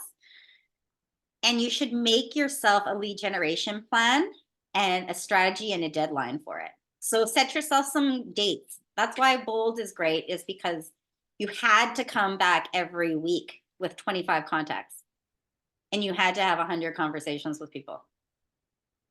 Had to. So you like, if you have an accountability partner And James might be my door knocking accountability partner. Like we live pretty close to each other. You go door knock your neighborhood, I'm gonna door knock my neighborhood. It's a competition. How many doors can you knock? How many leads can you generate? How many contact informations can you get? Make it a competition. Have accountability to somebody else in your group. Now, your personal lead generation is going to be different for everybody. You must have your sphere in your database, obviously, right? Everybody's going to have those first two. Sphere in their database. Even if you're not from here, you're going to have some sort of sphere. You've met a couple people. I'm not from here. My sphere consists of some civil engineering people. They're just acquaintances. Some yoga people. And then my husband's friends' wives. I tried working my sphere. I tried calling some of the wives and asking for referrals. Then I'm invited to this dinner party and that dinner party. I didn't like it. I didn't like asking my engineering people either. But through Facebook, I let them know that I'm engineer. And people or I'm a realtor now. And I've had a few of my past civil engineering people reach out to me and say, Sina, I've got to sell my mother's house. Sina, can you help me with this? So just letting people know that you're a realtor in your past spheres, and call them and talk to them about their lives, and they'll eventually ask you about real estate. So capture leads from open houses. We talked about that. Ask questions, get their agent's name. How did they find out about it? Build community with social media and capture leads. Make that 80-20, right? Personal, personal, personal. Are you a sailor? Are you a golfer? Are you a mom? What are you doing? Execute a referral strategy. So your referral strategy, you got to choose 2 more based on your personal strengths and interests, right? And then once you have a referral strategy and getting people into your database, and then saying thank you with the Pavlov's theory for the referral, then you can get into choosing a geographical area to door knock your efforts, and then sending out postcards to that geographical area through Canada Post. Postcards are cheaper than actual letters. Postcards are like 47 cents, I think. And then I tried doing a letter to every individual house in my neighborhood, and it was like the cost of a stamp. It was like $1 or something, or 97 cents or whatever it was. And then consider events or seminars. So yeah, write a strategy and create a deadline. Does anybody have any questions? We're done now. That was long. This is my first time teaching Ignite. It was great info though. Great information. Awesome. Yeah, that was awesome. Thank you so much. You're welcome. Okay, Always really well, great. I hope everybody had a good Ignite class. And good luck out there. We talked about door knocking a whole lot when I was supposed to be on social media. But that's okay. It's capturing leads. So document it. Whatever you're doing, document it on social media. Don't be afraid to be on video. Get yourself a little selfie stick or a gimbal or whatever it is that you need and to videotape yourself. Thank you, Sina. Perfect. That's really helpful. Thank you. Question, I have Sina, I have a question off topic. Did you ever work as a civil engineer here? Yes. Who did you work for? So first, I've always ended up in sales jobs, Cyril. So in Alberta, I worked for the city, like a municipality as a surveyor. Then I worked for a consulting firm as a resident inspector. And then when I came here, I got a job selling culverts for Armtech. So I was based out of Bible Hill, and Nova Scotia was my territory. So I went to all the road builder events, all of the construction of Nova Scotia events, and did a lot of networking there. Then I leveraged that into a position with GNR Kelly. So I worked for GNR Kelly as their business development manager. And So with Armtech and GNR Kelly here, for Armtech, I did seminars for all the engineers, and I would do like lunch and learns. So LinkedIn was my best tool. I would drive up to EXP, for example, and then look up EXP and look at the employees and see who is it that I want to talk to in regards to sewage or stormwater, right? Find their specialty. And now I can go into the office and ask for that person by name rather than just saying, who Right. is the stormwater expert? I need to see this person and ask for them by name. So I just sold a house for the head guy at EXP, the head structural engineer at EXP. And it was his mother-in-law's house in Churro. And it was like a $300,000 house, right? It wasn't a huge house, but he was so happy for the help that I was able to provide that he will definitely use me when he sells his actual house or when he makes another change or refer me out. That's awesome. Yeah, the reason why I asked is because a very, very good friend of mine runs CVCL. Oh, really? Okay, I Yeah, know a couple guys at CVCL. Who's Yeah, John Flelling. We've known one another since we were like 4 years old. Oh, nice. Yeah. I did a couple seminars at CBCL. Who do I know really well at CBCL that's still there? I know Phil's cousin works at CBCL, and I ran into him at a lunch and learn. I was like, hey, what are you doing here? That's funny. But yeah, so I would say like acquaintances relationships with a lot of engineers. So that's why I love LinkedIn. I can let people know on LinkedIn that I am a realtor, and people go on LinkedIn for information. They're not going for the social media personal stuff, right? Information. Well, that creates a great database too, right? So yeah, great Yeah. database. I just got to Excellent. reach out to everybody and ask them for their personal email addresses and phone numbers. Yeah. I tried sending out a mass message on LinkedIn saying, hey, I'm a realtor. Does anybody have any leads for me? Big fail, because I wasn't coming from a place of contribution. I was just asking for leads, right?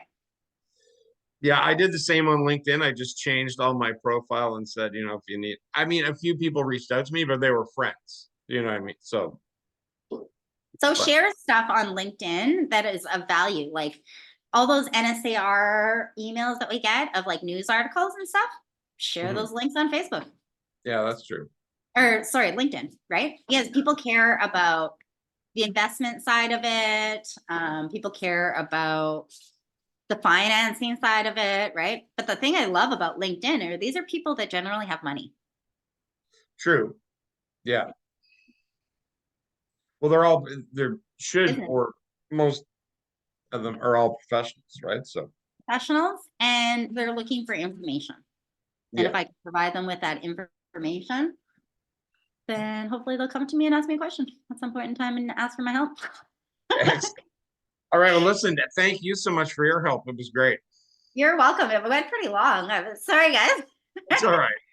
Thanks for the participation. We're snowed in anyway, so it's all good. Yeah.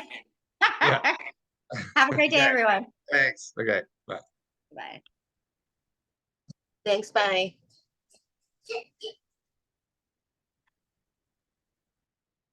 Yeah.